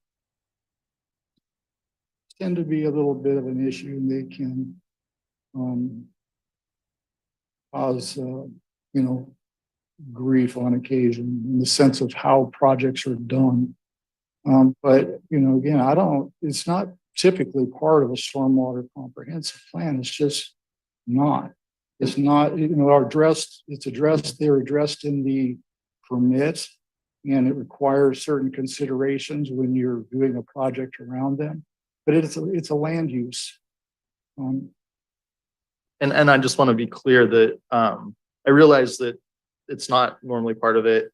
I like Councilmember Fry's point that that's okay. It's part of a goal and we should challenge process. But what I'm reading is in response to the August 9th study session, you did include, I just want to be clear that what I'm seeing delineates the wetlands and hydraulic or the hydric soils, and that is going to be included. Is that right? Correct? That is what you see in it, and that is in the plan. Okay, thank you. Just want to be clear. Thanks a lot. Yes, Councilor Mochler, and then let's see if we can bring it home on this motion. Thank you. Okay, I'm not going to launch into a whole thing about the interaction of wetlands and stormwater, but I am going to say that there are a number of maps in the Stormwater Comprehensive Report that indicate wetland areas. Only one of those maps indicates the Wright Creek wetlands. I'm just saying, let's be consistent and have that wetland system show up in all of them. And I think particularly the Wright Creek wetlands are of importance. Sorry, I should be addressing all of you. I beg pardon. I think the Wright Creek wetlands are particularly important because up near the beginning of them, like between Werner Road and the Bark Park at Pendergast, is a stormwater retention pond. I have that right? And then down near the bottom where Wright Creek stops being a beaver wetland and becomes just a creek and starts heading for the ocean, well, heading for the sound, there is Reservoir 3. So we have 2 city facilities located within 100 feet of the Wright Creek wetland system. And therefore, I think its inclusion in every one of the maps is of use. Somebody's going to come in at some point and all they need to know is they only need to look at one map. And if the Wright Creek wetlands aren't on that one map, this isn't a difficult fix and it implies no criticism whatsoever. It's just let's get this done. And then we can move on to the next thing. Yeah. Yes, Councilmember Chamberlain. Okay. All right. Well, I wasn't going to say anything, but I've traveled down there. I just actually was down there doing a little bit of blackberry picking today and did a little meandering route along this wetland. And so what I hear Councilor Mochler saying is that there's not consistency in the maps. Is that what I'm understanding? Is there maps that don't include the complete wetland area consistently in the entire plan? Okay. That I would love to see that as well. Having traveled down there and seen the extensive just the sheer quantity of wetland space that's back there and I would love to see the consistency as well. Take my turn on comments on this round. And then let's call the question on the motion. So I'm hearing that there's obviously a request to update the map and then explain the scoring system better. But Mr. Berthium, I think I've heard you say that you can explain the scoring system to folks if they inquire, or that could be put on a website outside of the plan. Is that correct? Sure. Okay. You can do that. So I think for me, my one concern is then, yeah, just the map consistency. I don't want to delay this any longer. There is an option I think council has of, if we do vote to delay it to study session, if this is the one change, basically the one change that council does end up agreeing on, of putting it in there and taking action next week if it's already updated at the study session. We can still get it done pretty quick. So I want to throw that idea out there. We've done that before where we take action in a study session. Kind of where I'm leaning at the moment, just to get this all consistent. But I think with that said, unless there's any other comments or questions from council, we'll see. Okay, I'll ask this if Mr. Berthium or your consultant want to respond to any of that. Did you have anything to say? Well, regarding the maps, now I think it's important to acknowledge that the maps are just part of the planning process, and some maps depict different features. And not all maps are intended or should include all information. And in my estimation, I believe there's only one or two other maps that even depict surface water features. And they do, in fact, depict the Wright Creek wetland, albeit at a scale that's very small. But, creating a map portfolio that depicts the Wright Creek wetland at a level of detail that is similar, if not better, than the new map that we added is not something that we could probably have done in time for next week. It's a rework of all the figures in the plan. Now, I do believe that information is in there. It's just a question of the level of detail, because we're using the same wetland GIS data in all maps that depict wetland features. So I certainly acknowledge and respect the comment about consistency and having that be part of the plan. I do believe that it is consistent, and I think that we would that it's probably more complicated than it would seem at first blush to create that kind of map consistency. So that is not the consistency, but to create a new set of maps that depict the Wright Creek wetland at a level of detail that there's absolutely no question as to whether it's there and what it is. Well, there's one area in the back of the plan that is assessment. Now that has a lot of beautiful, colorful maps that show the soil types all throughout the city. And that was done as part of our earlier effort. Which really is a good indicator of where wetland soils and the infiltration is essentially not going to happen there. So you can tell where the wetlands are about that. But that's a simple map based off of the USGS soil maps. Right? So, but it's good information if you're looking at a particular area for development, for infiltration potential, or any other type of stormwater management. I don't, honestly, there's other maps that show the basin areas, they show the system themselves. They're not really, I don't see I agree with Phil, there's probably one other map that probably could be enhanced, but I don't know where that is off the top of my head. Okay, thank you. I appreciate clarifying all that. Let's, see a few more comments, questions. Let's do really quick round, and then I'm going to call for the question on this motion. So let's start with Councilmember Chamberlain, because I saw her hand first, and then back to Mockler. Thank you. So I see the space represented on figure 3.5 and 3.6. And I want specifically to know if there are other figures where it should be listed according to, and I recognize Counselor Mockler's, experience, expertise in this issue, so I want to honor that. And I'd like to know which other figures that this particular, is it a basin? Is it an infiltration? Can you explain to me which figures it's missing? Thank you. For clarification, was that question to Mr. Berthium? That was not a question for Mr. Berthium. I'm curious to know from Counselor Mockler, because she is more of an expert than any of us on council, because she is the one who is championing map inconsistency. And I'd like to know specifically which figures, because I want to also honor what Mr. Struck has said, which is that it would take a long time to rework, and also perhaps inappropriate to rework all these different figures, all these different maps to include this basin, this watershed, this wetland area, when it's not any more special than other spaces. You know what I mean? But I want to know specifically which maps this space would be best represented on, where it's missing. From Councilor Mock. You have the floor. Figure 3.1, watershed location, shows a number of different wetlands.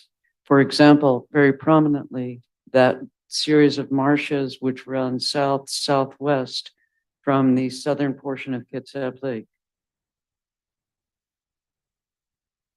Hang on. I'm scrolling as fast as I can.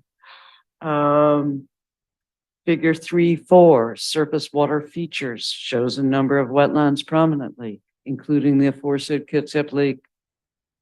These are all lacking the right creek, I should mention. Scrolling along, fast as I can. Okay. Figure 3.8, water quality impairments, lacks the Right Creek wetlands. Figure, hang on.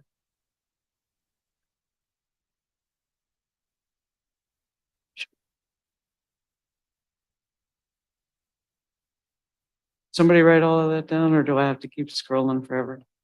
Sorry. I'm writing it down. Okay, thank you. So that's a number of figures, and I had the people I know who do GIS would not have found that so difficult, but perhaps this is a whole new system and a whole new level of detail, as Mr. Struck says, that would make it difficult to insert that element. Just have the Right Creek wetlands in all of the maps. We can do that. That would be, it wouldn't be Christmas, but it'd be pretty good. So let me make sure I understood that. Oh, sorry, Councilmember Good now. Yeah. Yes, right. So it's great if we can get those added. But again, this is a comprehensive plan. It's a higher vision, as I hope we're not using this document as the single go-to to determine a wetland. So I think if we can get those changes in, that would be great. But there must be a document that is the go or no go, that black or white, that tells us what is a wetland. And that's what we use, I would hope, when we do any planning and things like that. I would assume folks aren't going to be pulling up the comprehensive plan at the planning desk to say that they can build something on their land. So I just don't see the need to delay this, and I don't see the need to necessarily put these changes in, but I wholeheartedly support them if we can get them in. I'll ask, because I think I heard before it'd be tough to make these changes, and then I didn't quite hear you just a moment ago on whether they could be made. They can be made. Okay. But by next week or? Yeah. Okay. And then is there another, I'm guessing there's, to Council Goodnow's comment, there's a separate document that lists wetlands, just to confirm that's correct.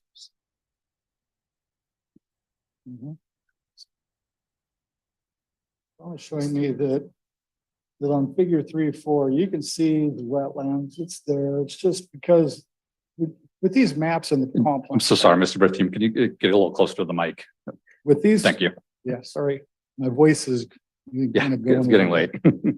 So in the comp plan on figure 3.4, you can see the wetland is in the map. It's just the map also covers half of the city of Port Orchard all the way up to the northernmost boundary of the city. It's a zoom factor, right? So that is what a lot of the problems with these maps are, is that, you know, when we do try to get as much area, I mean, we're a big city. You go all the way out to Mason County line, essentially all the way to East Bremerton. You know, we have a big area, and when you put it all on one map, all of these things kind of disappear. They get real minuscule, and especially when you put them on 11.5 line, real small. So the data is there. So, you know, it's not going to change that figure. There may be another figure change, but that particular is not moving. Okay, thank you. Thank you for clarifying that. Whether there's comments or questions or not, we can vote, but I'm going to call for the, I'm going to call for the question. If there's no objection on the motion to postpone. Councilmember Dennehy, No. Goodnow, No. Mochler, Yes. Younger, No. Chamberlain, No. Fry, No. Coughlin. No. Motion fails. 1 yes, 6 no's. Okay. We're back to, oh, please. Order. Thank you. We're back to the main motion that was on the table. And I believe council members Goodnow and Denny, he have already spoken, and that last we left off, it was Councilmember Mochler had the floor. So Councilmember Mochler, if you wanted to continue any remarks there, the floor is yours. The changes are not going to be made. I recommend that we call for the question. Not going to win every one. I had a you. Yes, question. May I Councilmember go ahead Chamberlain? and ask a couple just really briefly before we call? for We're the back to the question? main motion, so you have the floor. Okay. Go ahead. And so apologies to our member that made a public comment. I'm just gonna ask for a little bit of grace because this may feel like it's steering away from being germane, but bear with me just a moment because maybe that public comment does warrant some exploration, but it may be something that's solved. Mr. Nielsen, is this something that solved the, I'm about to cough just right when I'm talking to you, always. There was concern about the pump station security. We had another item. Which was in our consent agenda 4G. Does that cover that? So this is really in two separate items. This is for the stormwater, and the stormwater is not regulated by the SCADA and controlled water flow. So that does not impact the monitoring. Does that help answer your question? Okay, so our 4G does not cover any additional security for pump stations. 4G covers additional security for pump station. Okay. Yes. And so I think that's where I was concerned that there wasn't, I felt like that, whether we were going towards something that wasn't germane because it was already covered in our consent agenda. And so there is going to be increased security in our pump stations when this contract goes into place with this town. Yes. Okay, thank you, sir. Any other comments or questions on the main motion? Seeing none, I'll take my turn to wrap up, and yeah, let me just extend a tremendous amount of gratitude to you and the contractors for working on this long comp plan. It is, hundreds of pages. It does go on the next 6 years, so I think it's a very important document along with the rest of the comp plan that we're going to be working on for the next year and a half to really deep dive. And so to that end, I want to thank Councilmember Mochler for deep diving. I think each one of us on council has different skill sets and expertises, and this is definitely her area. And I think it's really important to take our time on these documents because they have a big impact down the road. I tell everybody all the time, man, you want to really get something done in the long term, make sure it's in the comp plan, make sure it's specific. We can point to it if it's not getting done. And so I really do appreciate, I know this took extra time to discuss this, but I know I learned more about this document as a result. I think we fleshed out a lot of really important concerns. So thank you, Councilmember Mockler, for deep diving. And thank you, Mr. Berthume, for answering all these questions and letting us really poke at it and understand it. I can talk to a constituent much better now, having gone through this. So appreciation to all. With that, I will call for the question on the main motion. Councilmember Fry, Yes. Dennehy, Yes. Goodnow, Yes. Mockler, Yes. Younger, Yes. Chamberlain, Yes. Coughlin. Yes. Motion carries unanimously. Thank you very much. Next up, we have council reports. And thank you again, Mr. Berthume. On to item A7, council reports are an opportunity for council members to provide an update on any issues or events taking place in the district, events they've recently attended or plan to attend, or any other city-related topic. Since this is the second council meeting of the month, we'll start with District 7, Councilmember Eric Younger. Thank you. No report. All right, thank you. Next up, District 6, Councilmember Anna Mockler. Single mic is a help. So this is the District 6 Council report. I will move through it as quickly as I possibly can. Please, next slide, please.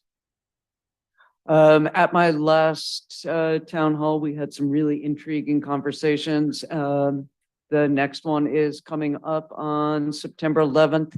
Even though it is September 11th, even though I worked in the North Tower, we will still be having the meeting.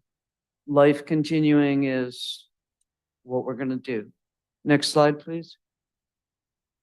So really great news this week. Actually a real game changer. These kids that ranged in age from 5 to 12 sued the state of Montana because it was not providing them the healthy environment that their constitution guaranteed. And by gum, the judge ruled in favor of them because there was here's my off the cuff, but basically I think there was a law on the books that forbade the legislature to consider climate consequences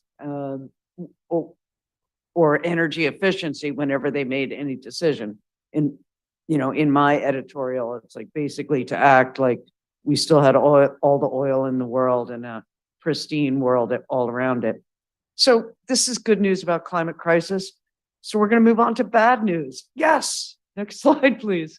So, so these are invasive grasses, which make up about 60% of the abandoned sugarcane fields upwind of Lahaina in Hawaii. When the sugarcane fields were abandoned in the 1990s, these invasive grasses moved in. They're adapted to fire. If you look at them and you say, gosh, they look about 6 feet tall, they are. Next slide, please. This was a really considerable contribution to the devastation at Lahaina. Next slide, please. And I'm bringing up these native plants because I bring them up and people kind of look at me like, huh? The reason to use native plants in our plantings and all of that is that they're used to our climate. They're used to the dry summers and the wet winters. They are pollinated by our local pollinators. They serve the whole ecosystem that keeps us going. Here, this is a very misleading photograph, but it was really all I had. This is Bay Vista, and this one tree happens to be dead. You know, it's been a tough summer. But I guess my point here, next slide, please, is that these trees are designed to be like accent trees. They're never going to grow up to shade these streets. They're never going to really mitigate the effects of the climate crisis. I don't know how we can make everything perfect, but I do think that there are ways we can make everything better. one great thing that DCD did all along the Bay Vista area is they insisted on irrigation for the first few years. And that was brilliant. But we really need to do more because walking those streets, I tell you, your feet are at about 122 degrees. Next slide, please. Excellent. That is the end of the slides, and that's good news for all of you. Have a really good night and stay hydrated. Next up, District 5, Councilmember Michael Goodnow. Yeah, I don't have a report today. All right, next up, District 4, Councilmember Quinn Dennehy. I didn't have a report, but I did want to comment because it was my home state, the federal judge that made that ruling, and it was Montana that codified in their constitution a right to an environment that's safe and healthy. And I don't know what the political appointments on the Supreme Court are there, but I really hope that they uphold that decision as it goes through. As we deal with our own heat wave here in Bremerton, there are reports of people for the first time in, I believe, Arizona being treated for falling on the street and getting burned because the pavement and the sidewalks are just so hot. So I commend everybody that continues to fight for the environment, especially with the recent destruction in Maui. Yeah, just appreciation for that. So thank you. All right, District 2, Councilmember Denise Fry. Thank you. Yeah, we can skip over that one. I want to give a shout out to the cart tags. Isn't that what they were called from Waste Management? I didn't know this. I mean, call me ignorant. I was. It never dawned on me. I have a big old green waste can because I do a lot of yard work. And I dump my green waste in that. And I didn't think. Now I got a little compost can on my counter in my kitchen, and I'm composting. Anyway, don't think I would have done that without that cart tag. So it can work. It can work, and you can even put pizza boxes in them and things like that. All right, let's move forward into the next one. Oop, back up. I prefer to remember Lahaina the way it was. This is a very special place to me, very spiritual place. It used to be the kingdom's capital, the Kingdom of Hawaii. It's the community that's helping there now. It's not necessarily the government, although they are. I'm not going to begrudge our community from helping. That's what we do. You know, we happen to own 2 rental properties in Maui, and both are now being used for temporary housing. It's what community does. And so I'm not going to begrudge our people out there on MLK, but the government should be there to help. And I certainly hope that we can do that. We have a lot of Hawaiian citizens or natives in Bremerton, and I have met them recently. And I want to send my love and support out to all the Lahaina Ohana. And on such a significant loss, our hearts are with you. And yeah, Councilmember Mockler, let's not make the same mistake here. You know, let's get rid of those grasses. So that's it for me. All right, next up, District 1, Vice President Jennifer Chamberlain.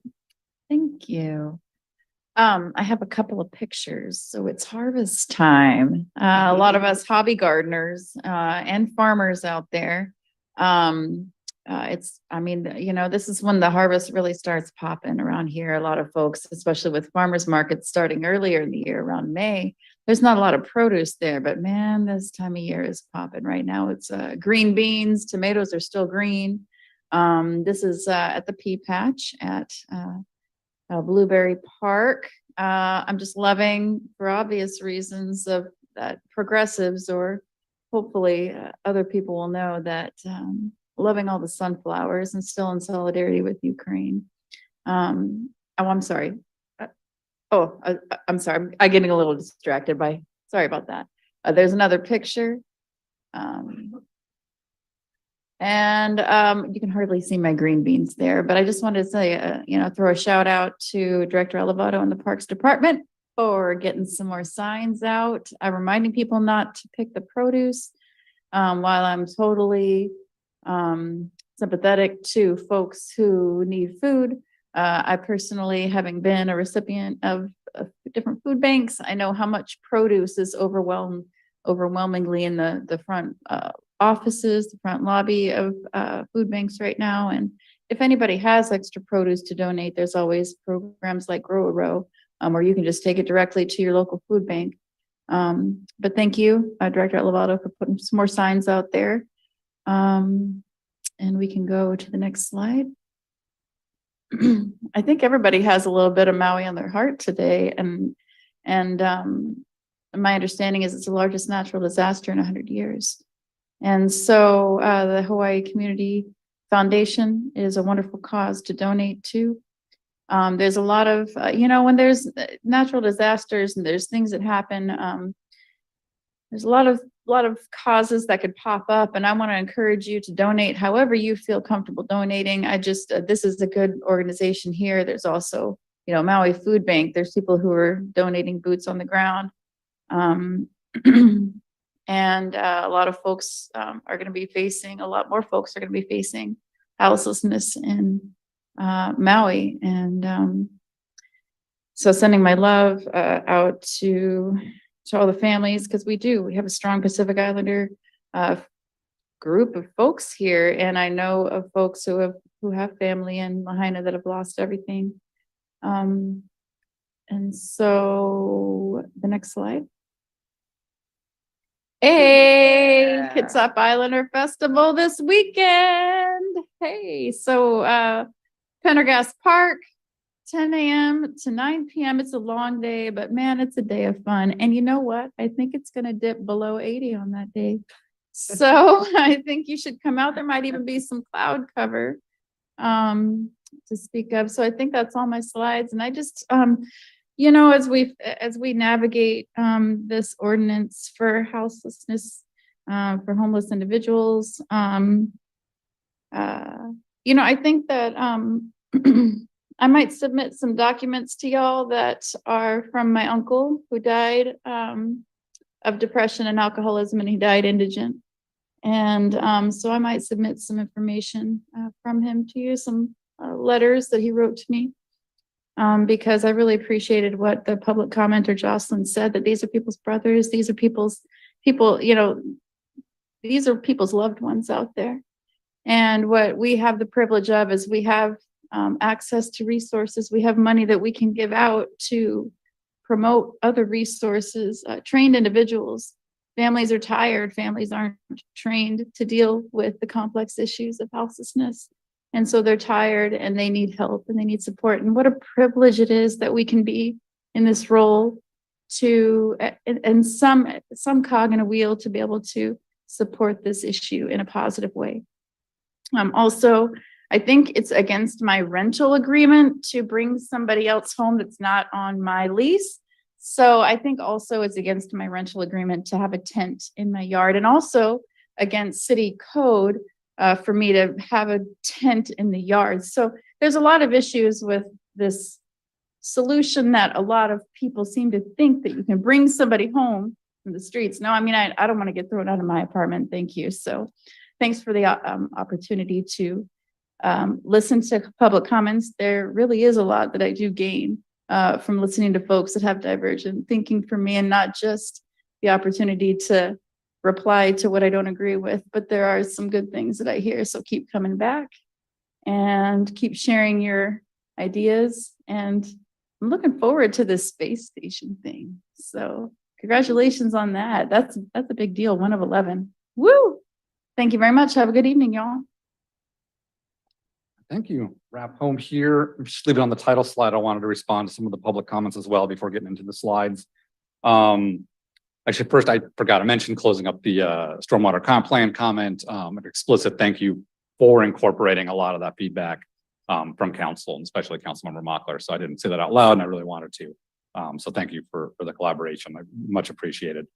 Ferry Coalition meeting. I was sad to miss that last night. I think I've made every other one. We did reach out to so council last year wrote a resolution we got a response back from the state, but not from the governor itself.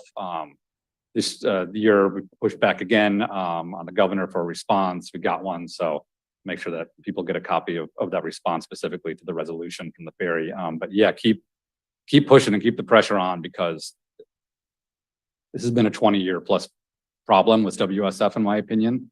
It got exacerbated by the pandemic, but it has not been solely responsible for it. So I think we need to keep the pressure on, not only for Bremerton, but to make sure the system gets stable for the future. On Prop 1, since that election is done, we can talk about that one, just not ongoing current elections. I was really disappointed personally to see that, my opinion, kind of narrowly fail. I would like to get a group of folks together to figure out how to do this again, and inviting everybody from all viewpoints, because I really do not see an alternative except to do this again, get the funding, because I'll tell you from my constituents, being in touch with them, they're seeing the need for EMS, as they're called, or stretched to almost the breaking point. I continually got asked specifically for more BPD officers, especially programs like the bike patrol, that most people really do appreciate the BPD. And so we need to find a way to get them funding. Folks I've talked to, I think, were scared off because they thought that their entire property tax bill was going up by 30%, which was not true. That was the city portion. Of course, their total bill would only be about 4.5%. And the city portion has been much higher in the past as well. So I think part of it was also education on that end. As far as the camping ordinance, I also want to kind of make clear the current ordinance that is on the books is not being enforced, by the city at the moment. So it's, frankly, in my opinion, it doesn't matter whether it's repealed or there, it's not being enforced. There are plenty of laws on the books that may be out of date and that aren't enforced. What we are doing is, we're looking at different cities across the board for the right solution. But it's important to look at all those other cities, because you learn a lot when you look at a dozen different examples and find out what other cities have done. And if we're able to take parts that pertain to Bremerton, that's going to help us be so much better. So I want to be clear that we're not straight copying another city's code. We're looking at others. So we are basically from scratch coming up with a new code that works for Bremerton based on all the information we've gained from other cities. And finally, I want to reiterate the public's right to speak uninterrupted. You get 3 minutes, whether it's public recognition or public comment. As long as you don't get threatening, we would of course hope you stay germane and relevant to make your point. But you get those 3 minutes, and if you wanted to read Dr. Seuss, you could. So I just want to reiterate, the public has that right. All right, and finally to my slides, I'll run through real quick. They already covered some of these. So I was at the Housing and Homelessness Coalition meeting this afternoon. I usually make most months meetings, and there was this great presentation I just pulled a couple slides from about this company called Pallet Housing. And from my understanding, they're able to get together these communities in really a couple days. And so next slide, they basically have this modular framework where they can quickly assemble these structures. They can last decades, but they can be put up and taken down in about a day. If you go to the next slide, they have tons of different models. But here on the left is just one example of a small shelter. They have some bigger ones thank you, perfect. And so you can see the kind of 2 beds there, some built-in facilities. On the right is a standard bathroom. They also have an accessible version as well. They also have a laundry facility and a couple other modular designs. And next slide, it appears this company has been nationwide to highlight the states that they've where they've erected pallet shelter villages. And what I liked from the presentation was they measured outcomes. So specifically looking at Washington, they've set up places in Vancouver and Everett, and they note that when these have gone in, there's been a sharp drop in calls for service by EMS or police or public works as well. And next slide.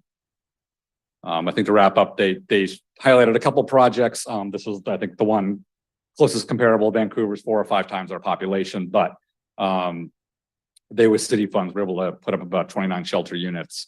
They kind of highlight their 30% reduction in EMS calls from around the area. So this is, I think, as we talk about the camping ordinance, as we read it, is one tiny piece of this really large puzzle. So as we work on that, of course, there's this whole separate issue. So I wanted to highlight this, Mayor, if this is something as we go forward, looking at sites in the city, that would be acceptable to create a place like this, if this is possibly a solution we can look at in partnership with the county and other cities. It'd be great to look at. Yeah, how about I finish real quick and then I'm happy to let you speak to it. Next slide. So highlight the construction already highlighted. Appreciate folks continuing to reach out to Public Works because I really do sympathize with some of the businesses that have been impacted more than others. But I do want to give a kudos to Public Works on the lower picture, 11th and Washington for and the mayor for working with the residents there who had some short-term parking issues during construction and finding a solution there. So thank you so much for working with the residents.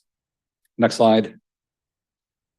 And you can go to the next one too, just to highlight two great music events. Music of Manette's going on every Thursday evening and Rock the Dock every Saturday evening downtown at the waterfront. And I think that was it, unless I had one more. Oh, I did. This was neat. We talking about ferries. The chamber is partnering with the Carlisle to do a little pop-up ferry between Bremerton and Silverdale during the Blackberry Festival. So there's been talks going in the future, bringing back Mosquito Fleet and sailings from Bremerton to Silverdale, maybe Bremerton to Bainbridge, stuff like that. So neat to see this kind of tried out and see the demand. All right, that should be it for me. And oh gosh, okay, Beautify Bremerton, we already covered it. I put too much in. But if I have any remaining time, I'm happy to cede that to you, Mayor, real quick, if you wanted to comment on the pallet home company, and I'm sure there's similar ones out there too. Thank you, Council President. Yes, I was just on the email this evening and organizing a field trip right now with some of our local leadership, and we're going to go and visit one in person. So then, of course, we'll just learn from them and see what fits for Bremerton. No use recreating a model that's already been well vetted and is in place. So, yep, thank you. Excellent. It's great to hear, and I'm sure. I know myself and likely other council members will be happy to join if we're able to. I think that'd be a great partnership. Excellent. All right. And with that, I'll announce the next study session will be held in the 6th floor council conference room next Wednesday, August 23rd, beginning at 5 p.m. With, as always, a remote option by Zoom to watch. And note that because it's the 5th Wednesday this month, everyone should be taking it off to relax. The next regular council meeting will be Wednesday, September 6th. That concludes tonight's regular council business. Thank you all. Meeting is adjourned.